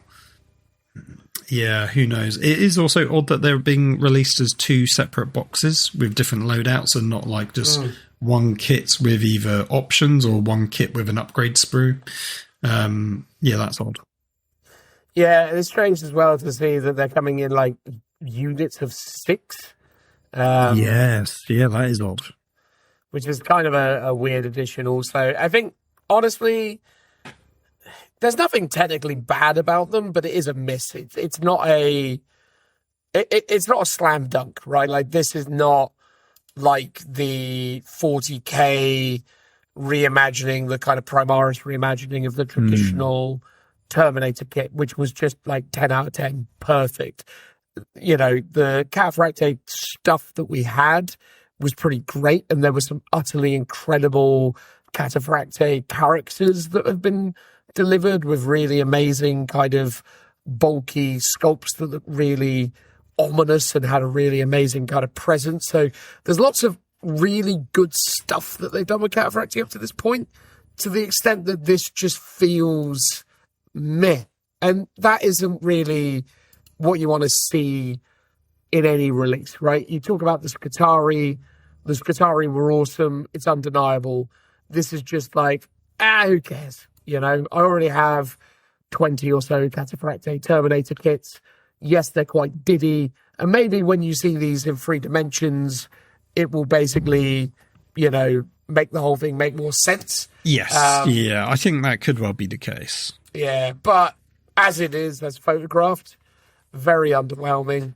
The Breacher unit, though, by comparison, I mean, again, I don't really understand why everything is Iron Warriors when it comes to a lot of this stuff, because I think there is a way that GW is painting the Iron Warriors that kind of becomes a bit odd when you see like the actual kind of fleshy human faces. So there's only one geezer that's not wearing a helmet, but his cartoon facial features kind of stick out like a sore thumb within the unit. But otherwise, Plastic Breaches is something that, Heresy players and Space Marine fans have been wanting for a long time.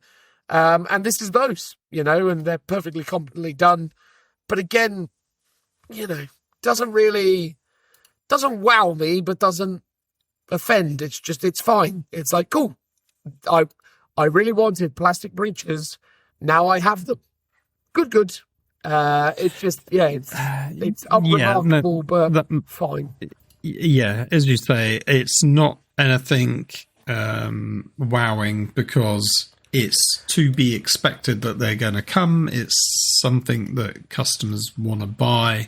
So it's like, cool, they've done it now. Great. And yeah, I think the breaches probably look better than the Cataphracti. I think with the Cataphracti, they really need to just give us some miniatures next to them for scale reasons, so we can see how big they are in comparison to the regular Marines. I think that's the real issue, or even a side by side with the original, so you can see how much bigger they are. That would really help, I think. So if they do a community article in the future, which they might do because they've done a similar things in the past, that would be really helpful. I don't really care that they painted them as Iron Warriors because it's iron armor. It sort of makes sense that it would be painted up as Iron Warriors, right? Because that's probably the most popular choice for that armor mark. So, yeah, I don't care too much about that. But as you say, it's nothing amazing, but kind of standard and looks good.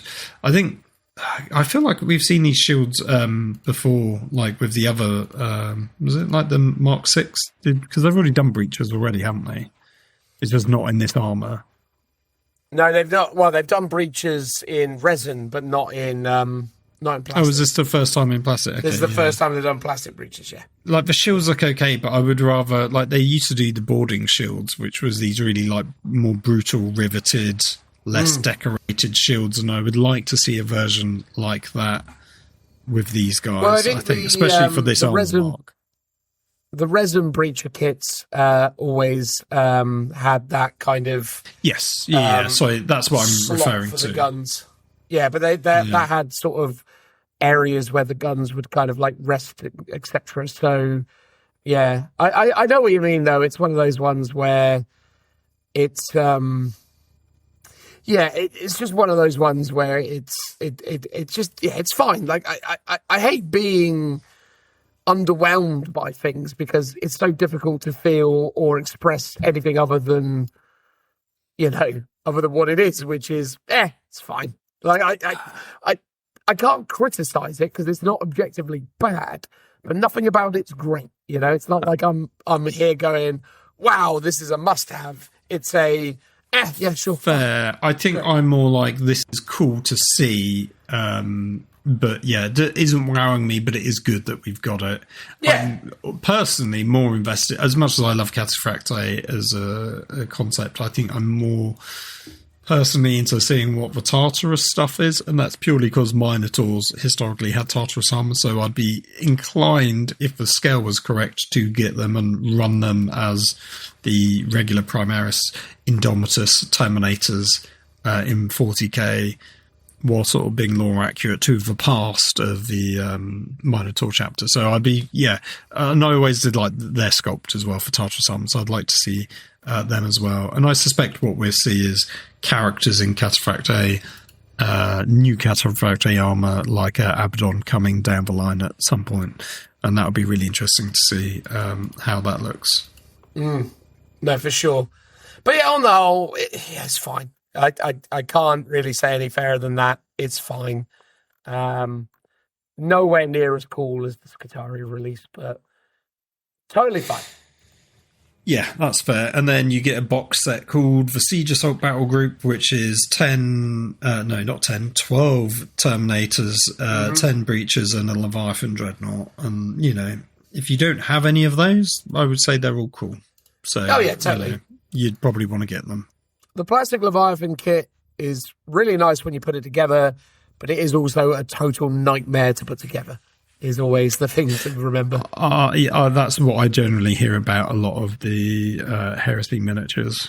Yeah, total nightmare. Like, that's the other thing that really puts me off Heresy a lot of the time as well now, is that because they are seen as the specialist games and that they're supposed to be like real hobby grade projects for the more seasoned veteran players, it feels like they've gone even more crazy with like the plastic kits to the extent that I'm just like, yeah, no, this ain't the one. But there we go. That was the Marine releases for Heresy. Cool that they got Breaches. Not necessarily the sexiest version you've ever seen, but, functional and definitely going to give you what you need on the tabletop. Next along is Warhammer Plus, remembering that they like to consistently pretend like they've got loads of animations coming out. It's been a while since I've actually engaged with whatever animations are there, but it seems infrequent and far between when we get animations. I watched the most recent, or one of the more recent ones, which was the Horus Heresy killing Horus one, where it was the Kill Lupercal. Yeah, that one, the Titan one, which was cool. I liked it. That was good. So yeah, we got a whole load of new animations coming along. So one that centers around the Sisters of Battle, one that centers around the aircraft of the Eldari, which is interesting because at a glance you'd think that it was Hemlocks and Crimson Hunters, but a lot of the imagery that I've seen is them flying some of their unavailable now Forge World or Specialist Games Department flyers. So that was an interesting design decision where it's like, okay, cool, yeah, we're going to do a story about Eldari flyers, but we're going to feature a bunch of aircraft that aren't even available right now. So it's like, okay, cool. Yeah.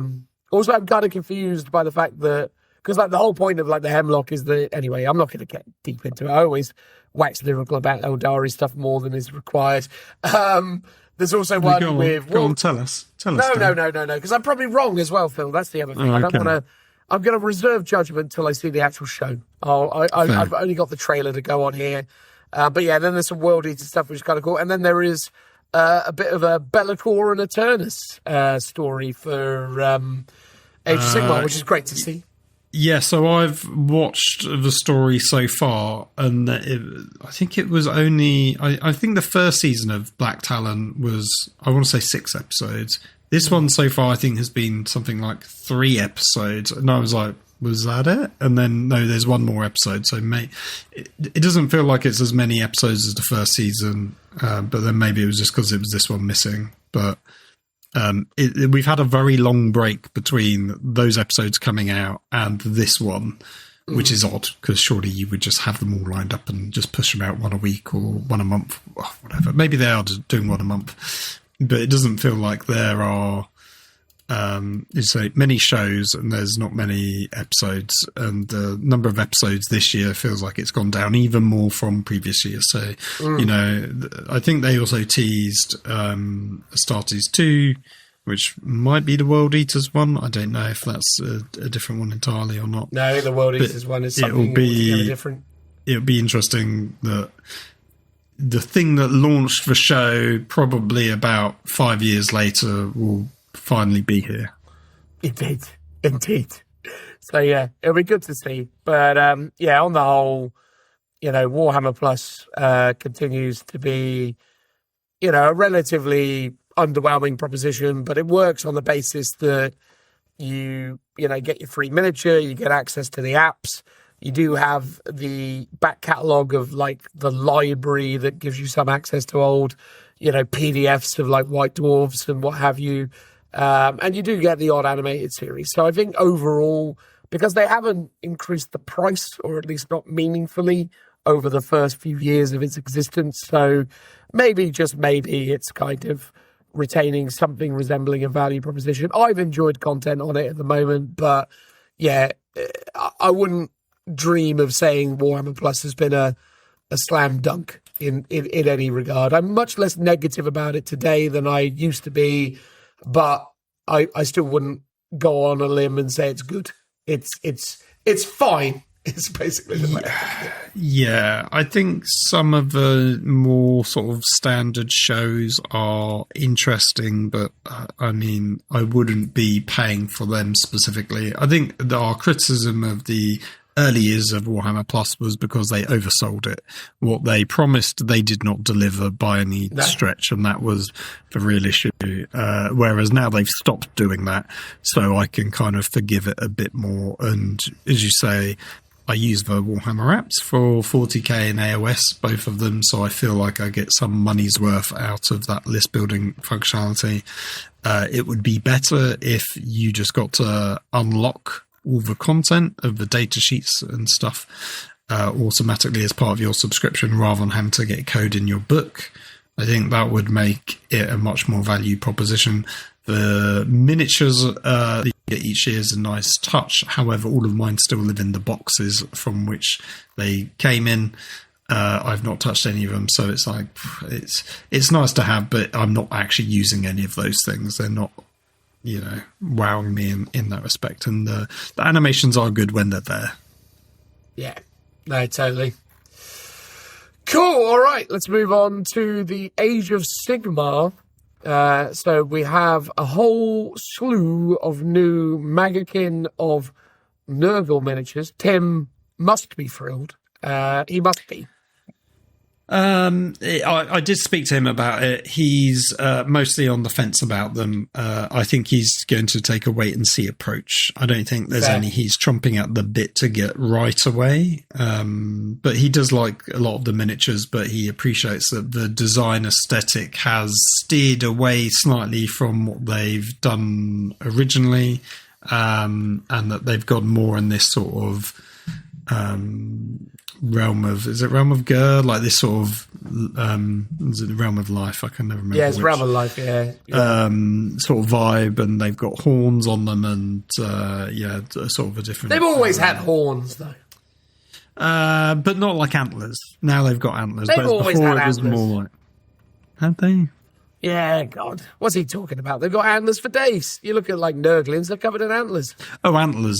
Sorry, Nurglings do, but nothing else does. Plague bearers, they've got little horns and things, little antlers. Oh, yeah, they've got, like, more like sort of great unclean ones sticking out. They're different from antlers, though. I mean, okay, fair enough. Horns are different from antlers. I will concede that much. But even like the Blight Lord, not the Blight Lords, the Blight Kings had antlers before.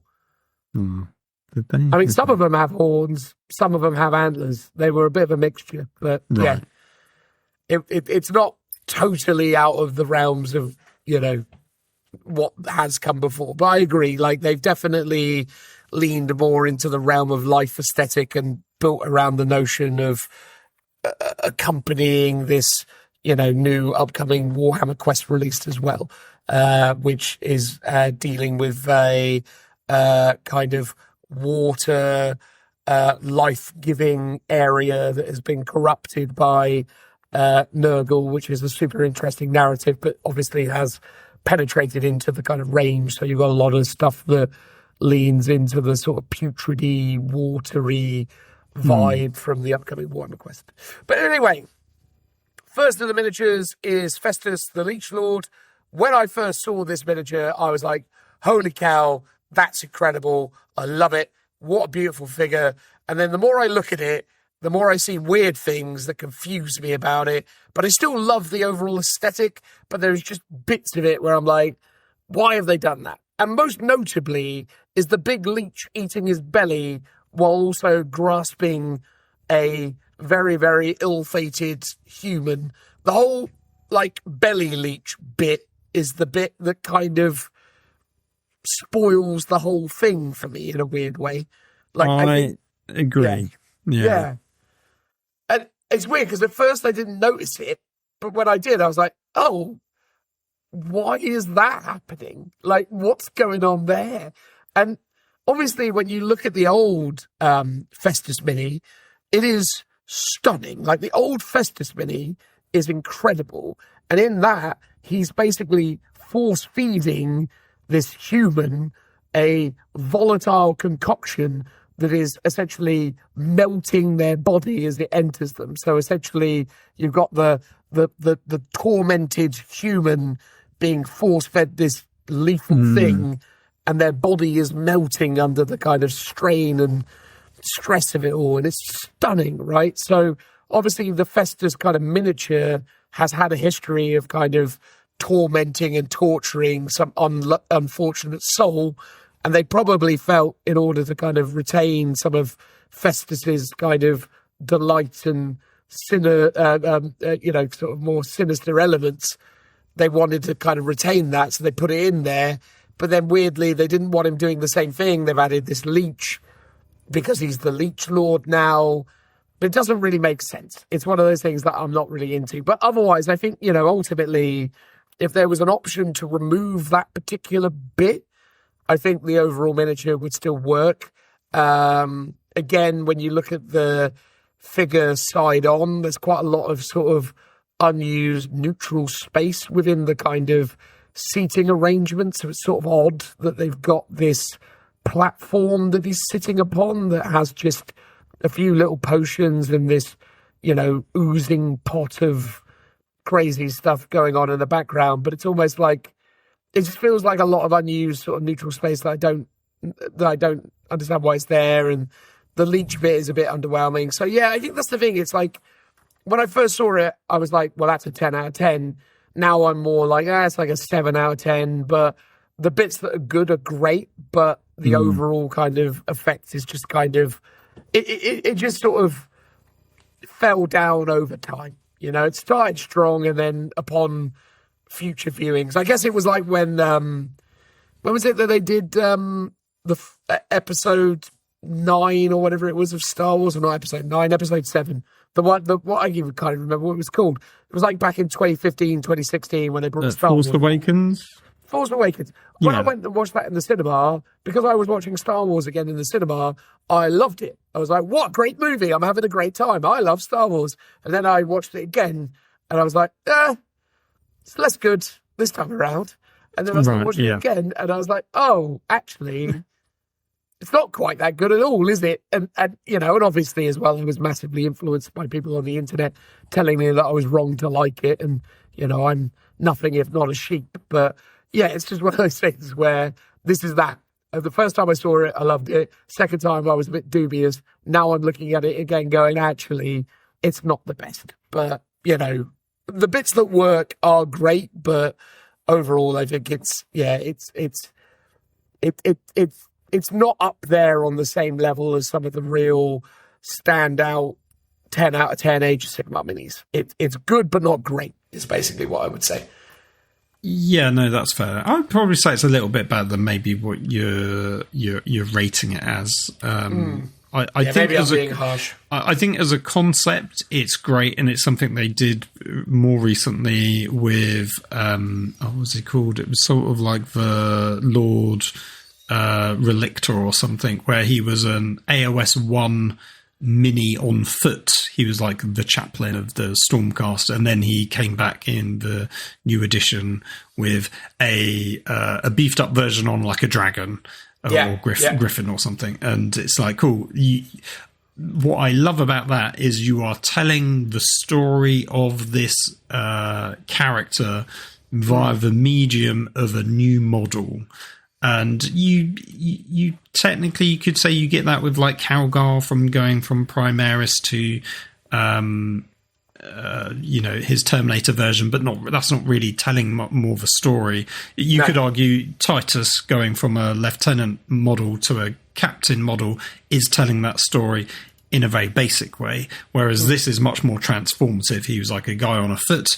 Now he's like this giant guy with a leech sticking out of him, and he's on this giant, leech model monster. and it looks very cool, and he looks like he's physically grown in size and power and strength and everything like that. He does give me Tamakan vibes, because he's on like this giant, because Tamakan was on a giant toad, this guy's on a giant leech.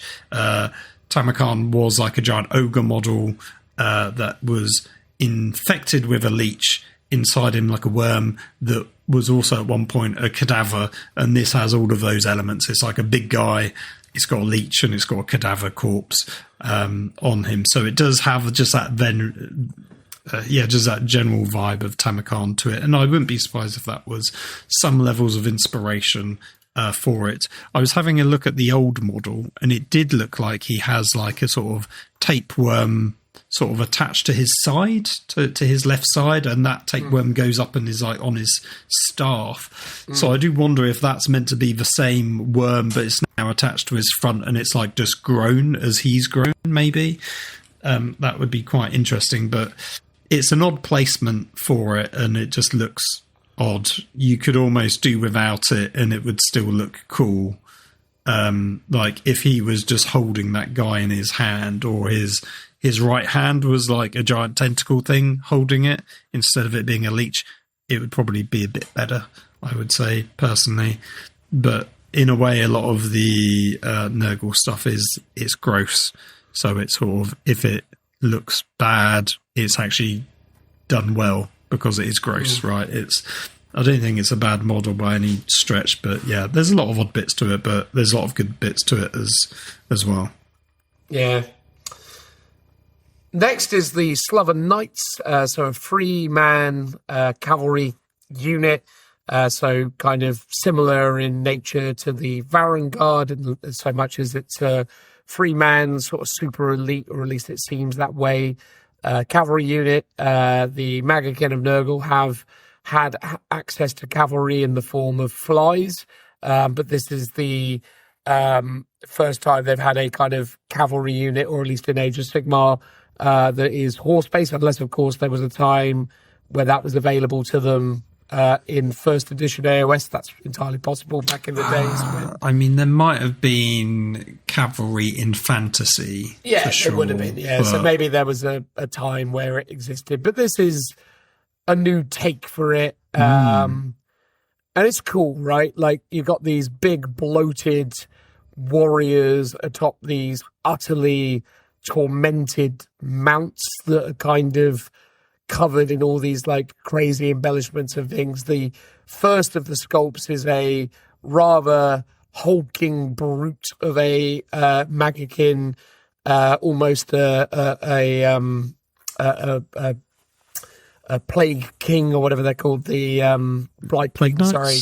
Oh, Blight Yeah, King. the future Blight King style kind of figure, carrying like a large axe style hammer atop what is clearly a very, very unwell horse. It kind of reminds me of those kind of puppet horses you used to get on like weird kids TV shows in the 80s. I remember there was a show called Dapple Down Farm. Do you remember that one?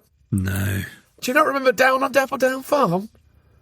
I don't think so. All right. Well, anyway, there was a horse puppet. Obviously, you never got to see the actual full horse because you just got the head that came out of the barn door, and it was kind of a very sort of bulky, sort of Shire horse looking aesthetic. And yeah, this has the Dapple Down Farm horse type visual to it, just under great distress, which is weird kind of sensation when gauging the overall awesomeness of a miniature, because that horse does not look like it's having a good time, and it's difficult to sort of suggest that that's a great mini when it's depicting that kind of suffering, but at the same time it's just freaking cool. Well, here's the thing, Nurgle blesses fun, joy and laughter to everyone, so that horse is probably having the time of its life while also probably being in excruciating agony. Two things, not mutually exclusive. I mean, the models are phenomenal. They look really cool. It's a bit like what we were saying with specialist games versus doing Heresy versus 40k. Like, this feels like a much more grounded, grimdark tone of a sort of style that is airing more into kind of classic fantasy rather than the fly cavalry.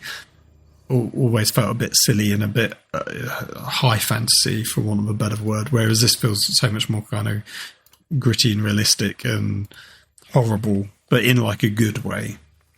So yeah, these are great minis.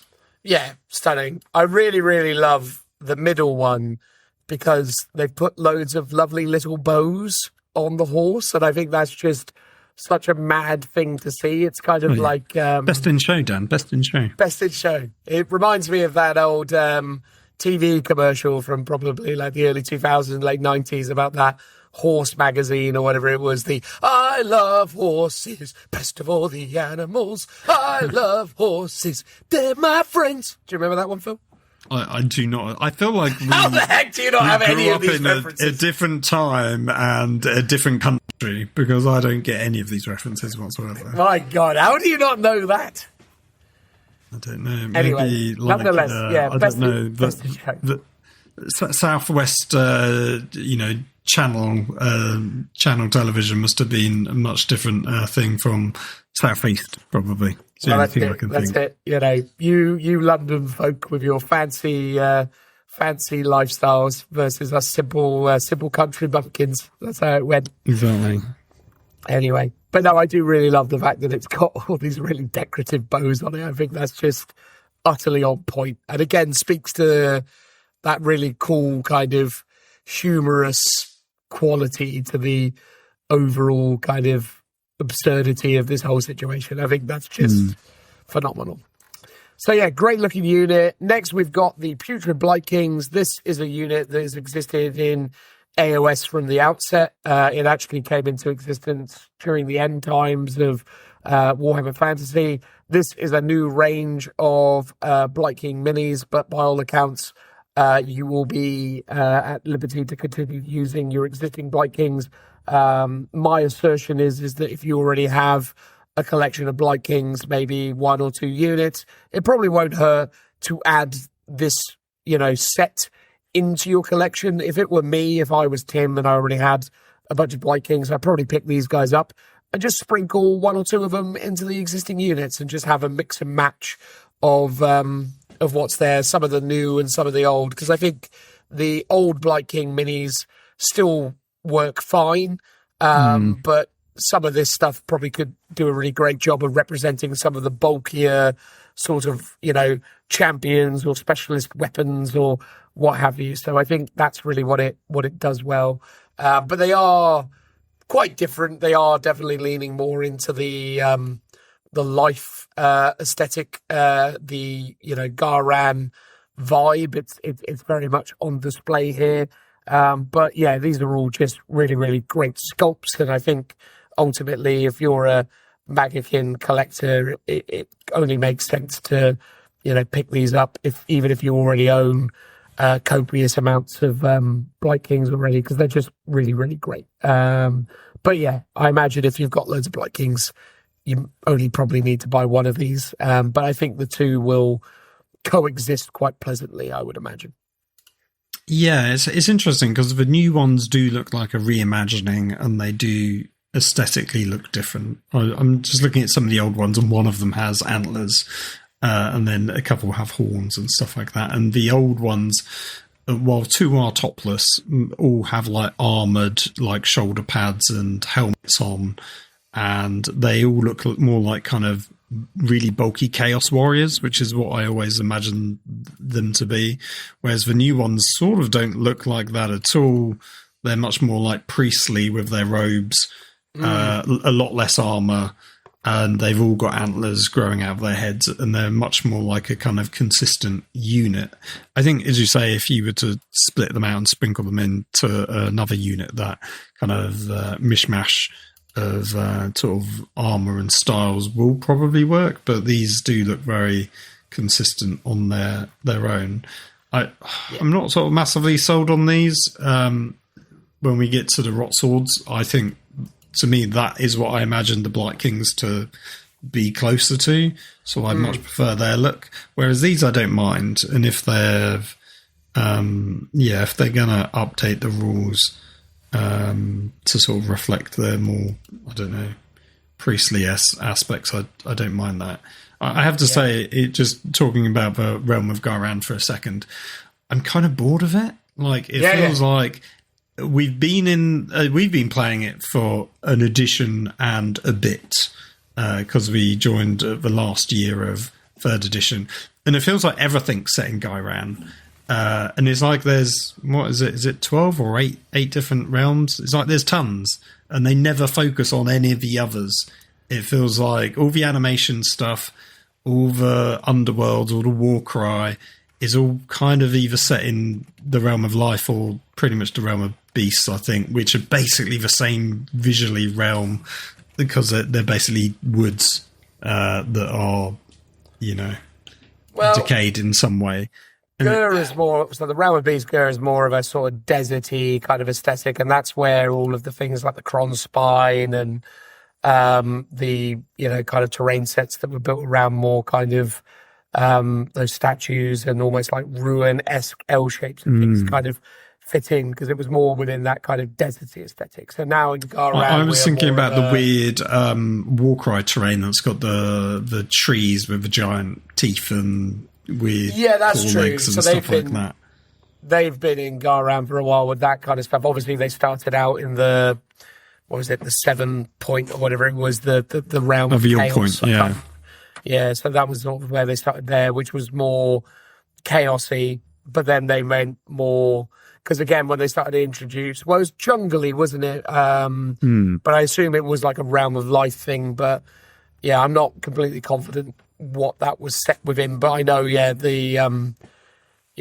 feel like we've been in Garan for a while. But we AOS 3 was more Gur orientated, and and then AOS 2 was a lot more Realm of Death orientated. True. So I don't know if it, I think First Ed was in sort of everywhere, but I sort of feel like I would like to see a bit more focus on some of the other realms that are completely distinct, like the Realm of Lights, the Realm of Fire, like the Realm of Metal. I think all of those would be just interesting to explore a little bit more.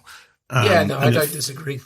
Feels like they're sort of focusing on one, which, for an edition maybe is the right call, but I feel like this edition is very similar stylistically from the last one. No, that's fair. Yeah, that's fair. So the Rot Swords look incredible. So another unit of infantry with swords and shields, which is cool to see. Again, something really great to add to the range. Again, we've already kind of got quite a lot of infantry within the Magikin. Although I say that, beforehand it was basically Plague Bearers and Plague Kings, whereas now you've also got like the Rot Swords added in, and obviously there's the Pestigors as well. So actually I think this is a pretty worthwhile and great addition to the list, because I think the thing about the Blight Kings whereas they were super cool, but they were very elite focused, whereas this is a nice, more, generic battle line, if you will, style unit, which, even though battle line isn't a rule within Age of Sigmar, still kind of works as a concept when at least kind of distinguishing between an elite thing and a more generic thing. And I think, the miniatures are really, really stunning. Absolute 10 out of 10 for this unit. They look phenomenal. I think these are great. Yeah, no, they're really cool. If you don't like antlers, though, you're a bit stuffed, because there's a lot more antlers on these ones. But I think visually they're really interesting and they're very cool. And like I said, I think I prefer these to the reimagined Blight Kings. For sure. We already sorry, I was just going to say, as you pointing out before, their on-foot stuff was a lot of Plague Bearers. So it's nice that they're giving us sort of a cohesive sort of warrior aesthetic that doesn't rely on demons, I think. So you can go down a different route for this faction. No, totally.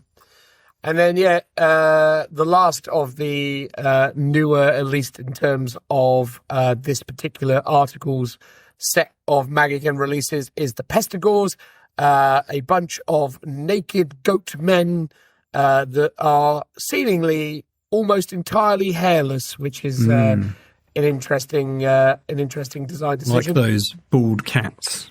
Like those bald cats. I was thinking more Frank or Danny DeVito in Always Sunny in Philadelphia, where he decides that he is terrified of germs. It's the one where he famously comes out of a sofa. No, it's not the one where he comes out of a sofa. That's a different one entirely. Although, we'll just say it's the one where he comes out of the sofa naked. I know that reference. I get yes, that there one. you go. Yeah. Danny DeVito, sweaty, exiting a sofa. Or a couch, I mean, these minis are just gross. They're great. As I've said, I think that sort of makes them great. Would I be wowed to buy them? Personally, I think if I was going for this army, I'd go more just into the rot sword sort of aesthetic and have more things like that. But I mean, these are cool minis, so they're great minis. Yeah, they're not bad. Yeah, I love them. I think ultimately, if I was in the business of collecting Magican and Nurgle, I'd totally pick up a unit of these. Even if I never ended up using them that frequently, I still think they're just really cool in terms of their visuals. They also confirm Magican of Nurgle obviously getting a new battle tome. We'll talk about the artwork of that down the road, but at a glance, the central figure looks really cool. I dig it, is the broad synopsis there. And then there's a whole heap of stuff that obviously came as part of Warhammer Quest. One of the more interesting things I think that we're seeing, though, with the Magican release is the Regiment of Renown box set, which is a very, very cool thing that I hope that we see more of, because ultimately Regiment of Renown box sets are a really valuable excuse for us who aren't collecting these ranges to sort of dip our toes and get involved. And I think, yes, the Magican and Nurgle Regiment of Renown, the pustules that are available are all basically older miniatures. So it's the Scrivener or whatever it is, the Spoilpox Scrivener or whatever he's called, alongside a load of plague bearers with a plague tree. But ultimately, it's just a really cool thing that they haven't really been doing up to this point. So I'd love to see them sell more standalone Regiment of Renowns that you can just pick up and, add to your forces, which is really cool to see. So something that I hope they do more of in AOS going forwards. Yeah, no, that's true. As you say, looking at them now, because I've always gone, those Plague Bearer models, they're all right. But now you go, oh God, they look so dated in comparison to the new sculpts that we've just seen. They're still good, but they're definitely great. But they're old. For sure, yeah. But cool to get a Regiment Renowned. You also get a Spearhead. And I guess to briefly touch on it, it's interesting that they've sort of announced that some of the Warhammer Quest models will get their own separate release. I think they've said everything's available to play in your army, but I'm completely critical of this because they did me over with Curse City. It's like, yes, it's totally available to play for one edition, but then after that, it's all, or 90% of it is leaving your battle tome, and some of the characters are going to stay, but pretty much that's it. I suspect 100%. with this, the stuff that is getting a separate release, which is the main stuff, to be fair, will be sticking around forever, much like not Belladonna. Belladonna was one of the Belladonna was one of the models, but the main wolf guy, Radikar, that's it. So, like how he's staying in Curse City, I suspect, from Curse City into the Battle Tome, these ones here that are getting their own separate release will stick around as well. I sort of just wish they could have done that with more of the stuff from Curse City. Maybe they've sort of learnt their lesson and they've gone, these things we all make on separate sprues as opposed to bundling them all together to try and save some money on the box. But in the long term, that hurts us because we can't then sell them separately. Yeah. No, I do agree. The last of the things for AOS on this side of things is the announce of Path to Glory, Blighted Wilds. The last of the Path to Glory books were not too bad, to be fair. They introduced a bunch of interesting characters that you could add into your armies and a bunch of interesting concepts. But again, it's a campaign-based system. Your mileage will vary in terms of how valuable that is to you in particular. I love it conceptually. I think they do a good job of crafting really interesting rules within the Path to Glory system. But ultimately, for most people, I don't think they're going to necessarily get all that much out of it. But if you're the kind of person who likes that sort of thing, then this is obviously the sort of thing that you're going to like. One thing I will say that's super interesting, at least with this Path to Glory, is the character on the front cover from the Cities of Sigmar range is essentially the Free Guild Cavalier Marshal miniature.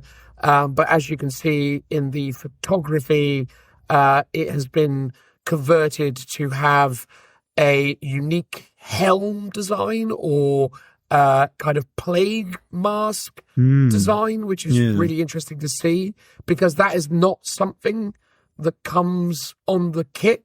So whether they've managed to take a head from something else within the range of AOS, I know they did a couple like Plague Doctor-esque miniatures at various points. There was a limited release geezer with like a crow helmet, but it wasn't a plague mask technically. No, I was going to say, because I think it was for Golden Demons, someone had converted up effectively this miniature by taking the crow helmet and adding it to that Marshall Cavalier guy. And it looked phenomenal and is, very reminiscent of this artwork, which is, I think, just a massive coincidence, to be fair. Yeah, because as I sort of look through the range and try and actually find a miniature that actually has a plague mask, actually, now that I'm looking at it, they don't really have anything that meets Isn't there like a Doctor type model, or maybe I'm actually just thinking of the Rogue Doc in Necromunda that has that? Maybe there is. Oh, wait, no. Look at because when you talked about the artwork, but if you scroll down to the photography, he's got that helmet. Yeah, that's what I'm saying. That's the mad thing, and I don't know where it's come from. God, that is mad.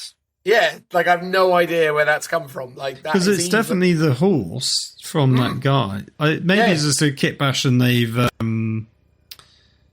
they've sculpted it themselves. Or, I mean that's my assertion is that what you're looking at here is is either a 3D print or a custom green stuff job, because I've not seen. Yeah, that is interesting. Yeah. Anywhere. So because I was just looking at the artwork and not realizing it was also on the model. Yeah. I mean, there's a very small chance it's an option on the kits, but we've just never seen anyone use it. I checked it. That is not an option. Yeah, that will frustrate a lot of players because they'd be like, well, I want that. I want to buy it. And they'd be like, No, you can't get it. Unless, of course, as part of this release, they were going to do, like, an upgrade screw. So unlikely. Very unlikely, let's be real. But anyway, interesting to see. Obviously, that they've commissioned artwork featuring that character visual, and then also got a miniature that there may be a section on kit bashing and converting your models up to sort of tell a narrative, and they might cover how that was made. That would be very cool, and they have done those sorts of things in the past, sometimes in White Dwarf and stuff, so it'd be interesting to see. Oh yeah, no doubt. So yeah, I guess we'll wait and see what's happening on that front. But again, bar that little bit, not much else, important to say about the Blighted Wilds, other than I'm fairly confident it will have some interesting systems, but ultimately, will it affect the way that you want to play regular, everyday AOS? Probably not. So, yeah, it's as I say, your mileage will vary when it concerns that particular release. Cool. All right. Well, the very last thing we're going to talk about is the very first thing that they talked about on the live stream, and that is, of course, Warhammer Quest: The Dark Water, which is the latest in the very popular long-running series of Warhammer Quest games, which have historically been dungeon crawlers that involve a series of interlocking tiles and other kind of RPG systems. They've been experimenting with how they represent that across different systems and different ideas. This time around, they've used a book, which, as Phil acknowledged when we were talking about this before, is an idea stolen from a similar kind of project from another, board game manufacturer. Yeah, Jewels of the Lion. There we go. It's got another title, which is its main game that I can't remember what it's called, and then this was like a spin-off smaller game called Jewels of the Lion. Fair. But yeah, so it's an interesting concept, and Games Workshop went to great pains to try and show us that the book folds open and is very user-friendly in this format. Again, I've received some dodgy prints this year when it comes to codexes. The books have never necessarily been consistent in terms of their bindings and other things. So hopefully additional effort has been made to ensure that all of these books do what they should do and not just, fold open with varying degrees of success, because, obviously it's vitally important that this, folds and is utterly 100% usable. Otherwise, GW will obviously be needing to deal with a number of faulty returns, which is, obviously their problem to resolve should they create it. But hopefully they avoid that, because I'm sure many of you out there looking to invest in this rather quite incredible looking product will hope that the quality benchmarks are upheld. And I imagine, although it's not clear, that there probably will be a greater emphasis on some of the more sort of tabletop role-playing elements that happen between the instances. Has that been clarified, Phil, that that's how they're kind of doing it? Or is it just literally open the page and play the scenario? There are in-between elements, but what they particularly look like, I'm not entirely sure. I think they do give you an example of one of the cards, which I think is something that might be a sort of an event that happens in between. So it's right at the bottom, called Act 1 Event, Gates of Azir. And it says each act is split up between these longer combat-focused encounters, which often have challenging side quests and much shorter events, which have you make decisions, roll a dice of outcomes, or play mini-games. So that feels like the mid-option. And what's interesting is in their second example, called Act 1 Event Sparring Session, you get a solo play and a 2 or more player option. Which is funny, because I think the solo play is just like randomly pick a guy and it takes some damage, and the 2 or more players is you have to almost long-windedly do the same thing in terms of working out who gets picked to take some damage and stuff like that. So yeah, that seems quite interesting, and that looks like it's presented in a card format rather than a book to guide you through, because I guess in addition to, what do you actually see here? Because there isn't actually, I don't think, a picture of the manual. You've got a bunch of cards, and you've got a book, which we assume is the dungeon itself. But there should actually be another book, which is clearly the rules of how to play and stuff like that. And that doesn't seem to be shown at all, which is odd in the main presentation sort of photo to not include that. Maybe you get an accompanying VHS tape that takes you through all the details. Oh, like atmosphere. Like atmosphere. Oh, say yes, dungeon keeper. Yes. So what's interesting is, so it says here it's a 38-page lay-flat map book, but I'm pretty sure they actually say it's only 18 dungeon-like tiles. Well, that makes sense, right? Because 18 times 2 is 36. Yeah, so there's an extra page in there somewhere doing So something. you get like you get the Intro page, maybe. Yeah, because you got to account for the inside, front, and cover, basically, or whatever it is. Oh, maybe that's how they're doing it. Yeah. So one of my few criticisms of this is that doesn't feel like many dungeon layouts to be playing on, despite the fact that as you technically playing through the dungeon, you'll be going through multiples of these, and that really they're treating these as like giant rooms. Because you can see at the top, which I speculated in the last video, I'm going to humble brag that I was correct. On one, you've got a tracker for, I believe it's going to be the order in which people play, and it effectively alternates between a player and a monster type. And then on the right-hand side, you've got a tracker for the number of rounds that you're going to play.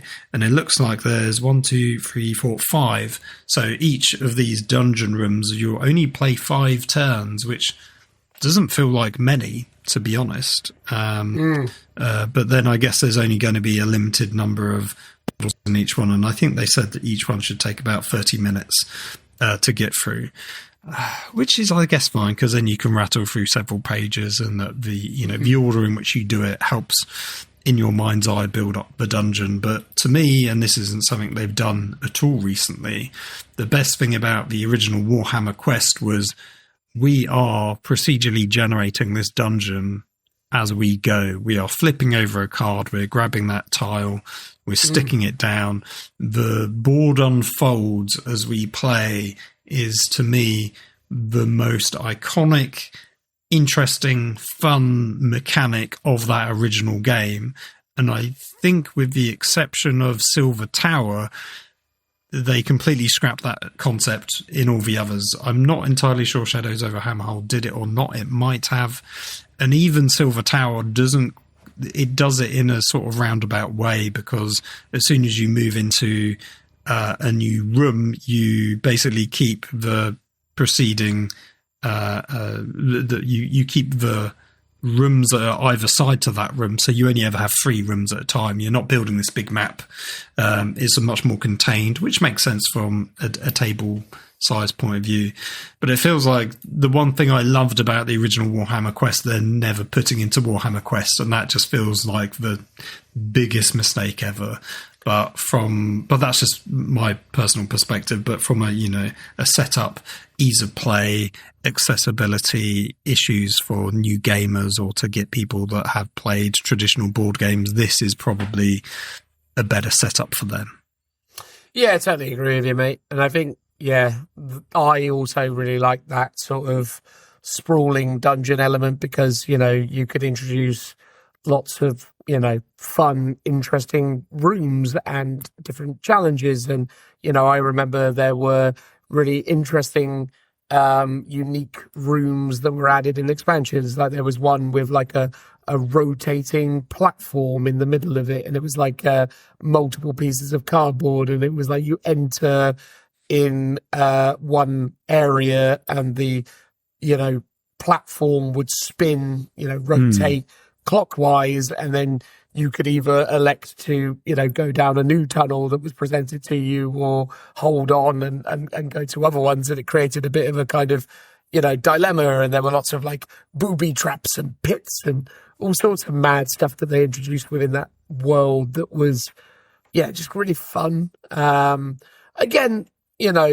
having played D&D, I think, their grid-based combat system in D&D works really well in terms of it's very theatre of the mind, but it is also still being done with miniatures, although much less sort of detailed in terms of, well, at least, depending on how you engage with D&D, but, they inject a bit of character by adding, little bits of furniture or what have you. And obviously there's none of that here. You're not getting, the opportunity to create the illusion of a barroom scene by adding a, couple of tables and a couple of kegs or what have you. This is all very what's on the sheet, which is a little bit of a letdown as well, because I guess that was the other thing with Hero Quest and then subsequently Warhammer Quest, is they did always utilize like three-dimensional furnishings, which is something that they've not really done in ages. Like,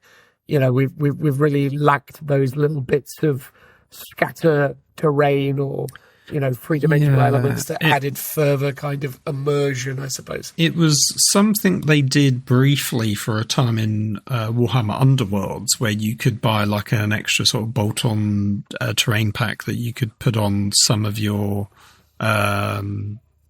some of the like dangerous squares and all line of sight blocking ones. I'm pretty sure they did sell them at one point. I knew there was loads of third parties that were doing it. And speaking of Warhammer Underworlds, the other thing that I don't particularly like is the hex-based grid as opposed to classic squares. It sort of makes more sense from a sort of, you get more choice to move around. But when you look at the actual printed like dungeon tile, it just gives it this very sort of futuristic vibe that reminds me of Blackstone Fortress. And it works for Blackstone Fortress, again, because it just has that shape just inherently makes me go sci-fi, futuristic.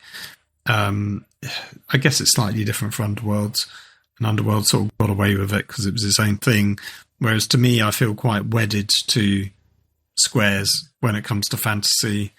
And that was probably maybe just a hang-up from playing the old Warhammer Quest to death. I can't remember what they did for...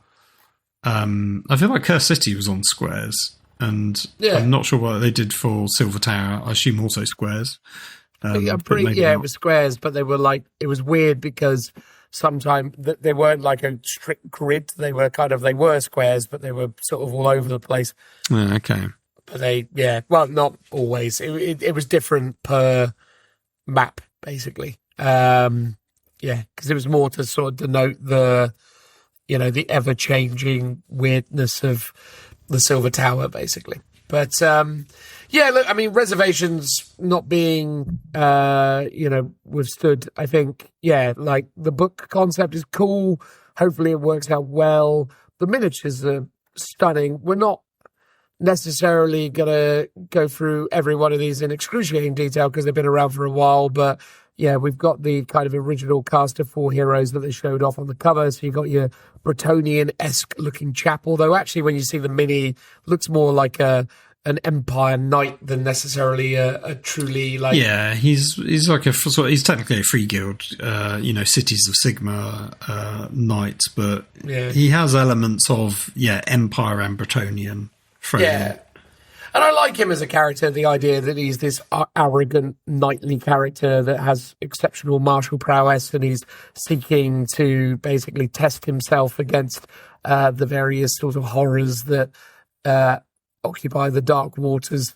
I think that really is very well communicated by the fact that he wields a one-handed axe, which again is, the ultimate expression of arrogance. Like if you were wielding a sword, there's a nobility and a sort of, regality almost to like the sword. It has a lot of very, very strong iconography around that sort of honor and, sportsmanship, if you will. Whereas a one-handed axe is just a brutal implement of death and destruction.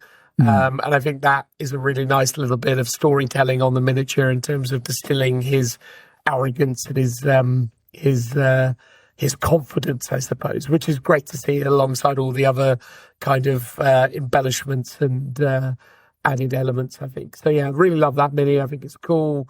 So that was Ed Mark. Valorant, do you want to say anything about that one, mate? I don't want to say no, he's pretty cool. I think his artwork with his helmet looks absolutely massive in the artwork, whereas it looks a lot better on the model, noting that the wings are also massive on the model, but the actual helmet itself is much more proportionally sized. Why don't you tell us about the next one, old Brienne? Yeah, well, Bryn Tillis is clearly a Brienne of Tarth from Game of Thrones, 100%. They haven't really gone out of their way, even with the naming, to try and hide that fact. Is the Renegade Saint. Great model. Bit more of a classic sort of barbarian-esque person with a double-handed broadsword, but covered in plate mail. I think the pose or the angle that they've shown the model isn't probably doing that running pose justice, because it makes her just look like she's got two little short legs jumping in the air, which I don't think is what it's meant to look like. But it's cool otherwise. Yeah, it's a good sculpt. We've got Anara Scion, the Cleansing Blade. Again, really, really awesome pose. The sword held aloft with the water, swirling around it. I love the fact that the water coming out of the, vessel kind of meets tip to tip with the sword at the top. I think it's a really nice detail. It's a really cool sculpt and a really great silhouette. I mean, phenomenal work on that front. And then last we have the dwarf, I feel. It was a dwarf Ironhead, the grizzled explorer, who, as we've said previously, two-tone beard, but also just like a quintessential sort of classic dwarf, almost like a dwarf ranger, dare I say. But yeah, definitely not a fire slayer, which makes a nice change. Just a really nice mini, to be honest. Yeah, and then we got some new heroes that they revealed in the show. So we got Califanor, which is some kind of Sylvaneth, centaur. Yeah. So they did the recent Warcry Underworlds. Underworlds Warcry. No, Warhammer Underworlds, not Warcry. They did with the like a unit of these. Plus, obviously, the Chaos Dwarves, the Hellsmiths of Hashut. So, I mean, I wouldn't be surprised if this becomes like a sort of a sub-faction or a faction that they release at some point, because they've been dripping in these sorts of models for a while now. Well, indeed. Or it's part of a Sylvaneth range, but like as a sort of sub-faction of Sylvaneth, I wouldn't be surprised to see that at some point. Well, don't forget, Phil, when they released Silver Tower, they gave us night goblins that were also spiders, and they never saw the light of day. So, sometimes they tease us, and then other times it's just, not to be. No, indeed. But cool mini. We've got Drasher Vaughn, the Rampaging Beast. Again, really cool concept. Do we know much about where this guy comes from? So they say shape-shifting warrior from Gur who worships an aspect of the Everqueen they call the Maker of Beasts, and has set out to cure his people from a mutative curse. And I think they said something in the live stream that the clawed like weapon that he has is what sort of allows him to turn into the beast. I could be making that up, but I'm sure they said something along those lines. It's got very sort of like Nordic folktale aspects to it, or I can't remember the name of it, but in Lord of the Rings there was that character that turned into a bear. It's sort of very similar aspect. It's like like a were curse, but not for wolves, for like bears this time. Very cool. Like, as a concept, if this was to become like a Warcry Underworlds warband or something, I would be happy to see that, to see more than just one mini. But as a standalone mini, it looks great. And these three ones that we're going through now unlock as you go through, whereas the other ones that you see on the artwork on the box are the starting characters, and then these ones come later on. Oh, fair. And the last of the three is the Jade Wizard, old Jacobus Vine. Really, really cool looking sculpt.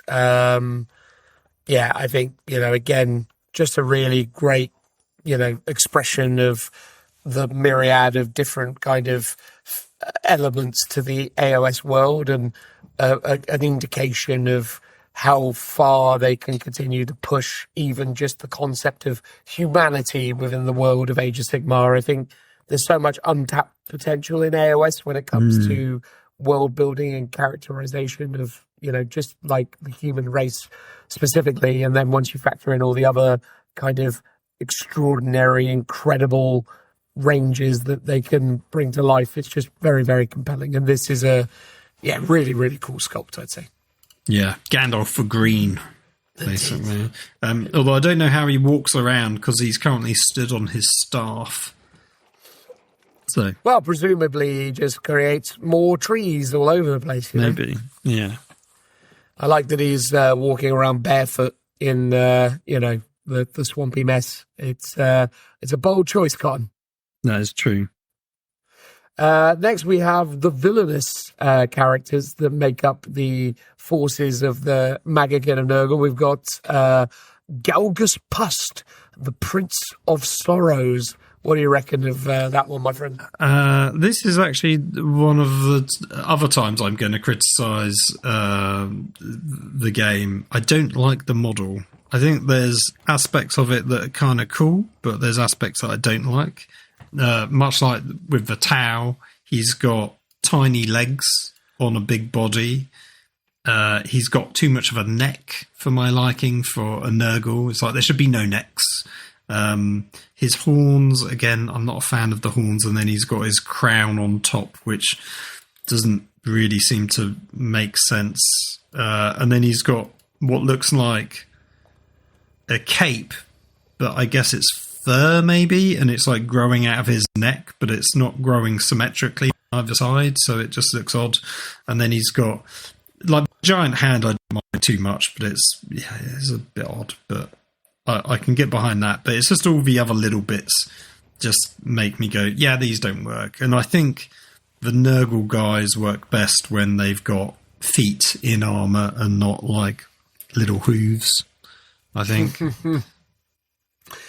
I'm less negative on this one, but I do understand that it isn't 10 out of 10, right? It's definitely got some flaws, but I think on the whole, I think there's a lot more right than wrong with it. And I think a good or slightly less heavy metal style paint job will probably elevate this in a big way. And I think there's a lot of potential for some very, impressive conversion elements that could also, take it to somewhere quite extraordinary as well. I think if you could probably do some kind of like head or face swap or do some green stuffing there, I think you could really transform this miniature into something really, really strong. But as it is, I still think it's perfectly serviceable. But I do understand your critique of it. I think there's certainly enough going on with this that you can see the flaws, but on the whole, I think it's a pretty strong overall addition. But not the best, but certainly far from the worst, I'd say. But I do get where you're coming from. Yeah, that's fair. Conversely, though, the next one, old Belga, I think that's a pretty cool sculpt, to be fair. Oh, 100%. Probably one of my favourites for the evil people. It really reminds me of Belladama on her wolves for Curse City, I guess, because it's a similar sounding name, but also a similar concept, like a witch character or wizard of some kind on something, but this time instead of a wolf is a giant slug. But the fact that she's got like, it looks like she's doing that like midget joke with or two small children stacked under a trench coat sort of vibe going on. Looks really good, and also it's really three reminds small me. Children, I think, in this instance. Yes, yeah. Or also reminds me of the caterpillar from Alice in Wonderland, but like a really evil version. Yeah, it's really, really stunning. I think they've done, again, it's one of those things where it captures so much of that kind of body horror, that kind of Cronenberg-esque sort of aesthetic. It's a really, really strong sculpt with a lot of personality.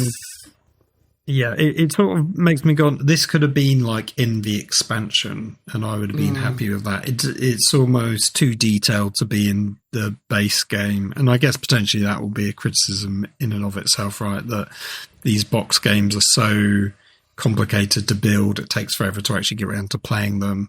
Like they made a song and dance about how the characters come on like I think it was like a cream coloured sprue, so it's like so you don't need to paint them, but it's like, but all the enemies are in grey plastic. Is like, if you put them on a green sprue, I would agree with you that if these are push fit, which I think they said they are, you could sort of build them relatively quickly. You don't need to paint them, and you could just get on with playing them. But yeah, she's sort of almost so detailed. She is too good for the base box, I would say. No, I agree. But it's kind of great that she's here. Oh yeah, phenomenal. We've got Malgoth the Cleaver, so has the insert really big arm joke, tee. But I mean, again, cool mini. I like it. I think the pose is good. I think its big grotesque arm is done in a really kind of interesting way. The silhouette's cool. The big axe is quite, terrifying as well. I think the overall vibe is really positive, and I really dig it. I know it's not necessarily perfect, but I think there's a lot to like about it, and I don't know, I've got a soft spot for it. I think I'm probably being overly kind to it, but I think it's really cool. No, that's fair. I mean, I'm personally not a big fan of the huge arm because it's just so big. It's kind of so gross looking to the point where it's putting me off the model. But I mean, props to the paint job on this model. Like the skin tone on that arm is like flawless. Like it looks fantastic. And as you say, the axe looks cool and the pose looks really good. Just the arm itself looks sort of too grotesque. Would I prefer it maybe if the little swirl detail wasn't on there? Possibly, but it does add to it as a feature at the same time. Yeah, the swirl detail is interesting, but I do think it works on the whole. And then last we've got Shaman Foulhoof, which again I think is great. I think that's a really cool mini. Is basically all I feel like saying about it. It's well good. Yeah, I mean, in comparison to the others, it's quite boring, and maybe that's a bit of a disservice. It's all right, but it's just not exciting in the same way that even the big arm guy is. Do you not think so? I mean, maybe he's just a beastman with a staff, right? It's I quite like it, man. I think it's really cool. I think, but I always like the beastmen, don't I? I've got a bit of a soft spot for the beasts. I mean, I'm not fussed about them at all, so maybe that's why I've got my animal bias kicking in. Well, fair. Next along, they've got like the generic units, and they've got these like big, almost like troll. The Cankerborn. I quite like this because they do look like big trolls, and they're very different from the rest of the range. Like stylistically, the weapons are completely oversized, but I like the one that's got like almost like a little gravestone on his back. Yeah. No, it's cool, man. Like I think again, it's a really cool visual. I like the grotesqueness of them. I think they've captured it really well. Next down the list is this unit called the Blight Templars, which essentially are the Blight Kings, right? Like they look very similar to the old Blight Kingman, which is This is what I was saying earlier. This is what I thought the Blight Kings should have been. More so than the sword ones. These look phenomenal, and these do sort of match up to the Blight King aesthetic, like to the original ones a lot more faithfully, I think. Again, big bodies, tiny legs. They are, skipping leg day slightly, but I'm not averse to that. I just think it's sort of noticeably exaggerated proportions. But yeah, they're all cool minis for sure. Yeah, totally, mate. I really like these guys. I think they're super cool. And again, if you pick these up and you pick up the Blight Kings and you've already got some Blight Kings, chuck these into the mixture, and again, it's going to be a really cool looking collection. Although it wouldn't shock me, obviously, if these guys have their own standalone rules. There's their own standalone unit now, so obviously there's the chance that you're going to do that instead with them. But yeah, it's cool to see.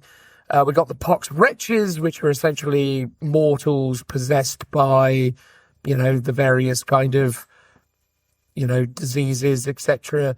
They're all wearing these kind of weird face masks that are seemingly kind of obscuring their vision. It's almost like the Starros from the DC universe, in the Suicide Squad movie where people were being possessed by having stars. or starfish type creatures plonked onto their faces. Yeah, but That sort of aesthetic, it seems. aren't the plague bearers like all blind or something, or similar? Or do they I'm have not sure just if they're one big blind, eye? but some of them are cyclopses, that's for sure. Yeah, so maybe it's sort of like a visual reference to that. But yeah, personally, I don't like the fact that they've got these weird little, eye coverings on them. As a painter, I guess it is great because you don't have to worry about eyes, which is always like a problem in a sort of horde unit. It does give them like a sort of very distinct look. They are sort of like the poxwalkers of this unit. So yeah, they're kind of cool. They're not hitting it 100%, but they're definitely up there for being interesting models. Yeah. Then we got the Pestigores, which are very different from the ones that we've seen in the Magikin release. These have got greater degrees of armor, much more kind of traditional visuals to what we might see from the Beastmen, but also quite monopose as well, which is, they're very two-dimensional sculpts. I guess that's the downside of push fit. Yes, that must be the situation, because these are a lot less dynamic and compelling than the multi-part plastics that you can get as part of the Magikin. But at the end of the day, they're functional in the sense that they are what they are, and if you are going to be, collecting Magikin and you want some Pestigores, maybe having some easier to build, easier to paint, etc. sculpts might, be appealing to you. I'm not a big fan of these, but I think, they're functional playing pieces, which is cool to see. And, in a way, that's probably something that should be more lauded than I am actually doing in this instance, because sometimes, being able to put stuff together a bit easier and having a little less detail or a little less kind of dynamicness within the figures is a good thing. So, yeah, maybe I should be a little less harsh on these, but obviously compared to the multi-part Pestigores, this is, a notable step down, but, they're still okay. Yeah, it's just a different style. Like, they've done a good job of sort of hiding the dual nature of the kits, so every sort of base model is replicated at least at one other time, but they have like different heads and weapons and sort of armor detail to sort of make each one look unique, which I think is good and commendable. But as you say, the sort of flatness of some of them is noticeable. But if it's, at most like two bits plus maybe a head being stuck on, that's pretty good going, I think, for a push-fit model. I wonder how Beastman players feel that their entire army moved over to fantasy and then Beastmen have come back specifically for Magotkin and Nurgle, not a standalone race. But I guess these are Pestigores rather than Beastmen, right? There's a technical difference. and Beastmen elements have been added to all of the different, chaos factions, denominations. Yeah. So you've got your Zangors within, the Disciples of Zinch. You've got your Myrmidons for Slaves to Darkness, or your big, double-handed, axe-wielding, massive cows. I think they're called the Myrmidons, or maybe the Myrmidon is the character-specific one. I forget what the name is for the generic unit variant of it, but, the bigger kind of, beastie ogre creatures are present there. There are even, elements of it within, like, the Hedonites and... Yeah, they Slangors, I think they're called. Yeah, I think that's correct. There's no cornate ones at the moment. That isn't something that is... Doesn't rhyme, that's why. No, that's it. Corngors, that's what you get. Maybe that is what it is. I think traditionally they used to be in the old fantasy, so it is a thing. Yeah. Yeah. Blood gores, whatever it is. But yeah. Anyway, last of the things that they've got here are the Maya Kelpies, which are just basically little skulls covered in seaweed. Perfectly cool. Like, nice little sculpts Nothing extraordinary, but utterly functional. Yeah, and they're nice little things. They're reminiscent of the Glavewraith Stalkers from Nighthaunt, but also Mary Lude, which is I think a Welsh sort of folktale, where it's like a sort of skeleton skull of a horse, but it's like a hobby horse. So a guy pretends to be it. Looks very similar to this, basically. Yeah, so that looks cool. It's a cool concept. I suspect the Mark Kelpies won't be in the battle tome for McGokin either at all or only for this edition. They won't be a thing that will be sticking around. So weirdly not shown here, but was shown on the live stream, were the treasure tokens, and they looked really cool. So you had a sword stuck in like a guy's, like a sort of nurgling demon-y type monster's head that you're meant to like draw out of. Those looked very awesome. Bit odd that they haven't included them on this preview, so I'd recommend people go check those out just for them, because they seem interesting. I guess they're not monsters, they're just tokens. So yeah, but they were cool, to be fair to them. So that was good to see. But yeah, look, on the whole, I think Dark Water is a really interesting upcoming release for Warhammer Quest. I think they've done a really good job with the range as a whole, and I think there's going to be a lot of people out there who are going to be clambering to pick it up. I myself have elected to avoid it, only just because I know within my own kind of hobby pursuits, I'm never going to really find the time to build and paint all of that stuff, and I'm kind of comfortable with the fact that it's not something that I'm going to find the time to do. But I look forward to piggybacking off of others' effort and getting to play the game, albeit with someone else's collection, because it's not something I'm going to bother picking up, but I'm sure enough people will that I'll get ample opportunities to play. So yeah, that's my perspective on it. Looks cool, but I accept that it's not one that I need to buy, me personally. No, that's fair. I think in the same boat. I've still got Curse City that I would like to build and paint and play. So it would be madness to get this one. The models do look cool though, on the whole, I would say. The book concept's really interesting. I would love to see it in person and sort of have a flip through the map and see how that actually works. Yeah, I think I'll just have to hope someone else is going to pick it up and play it, and I can just do a day session just to check it out. But here's the thing. I actually think the Nurgle McGokin range, including the Dark Water stuff, is really appealing. It does make me go like, oh, I could almost do this. Whereas as much as I'm sort of feel an affinity with Chaos Dwarves, I don't think the range of their sculpts is as interesting or as cool as these ones. So I think, that is a testament to how good a lot of these sculpts are.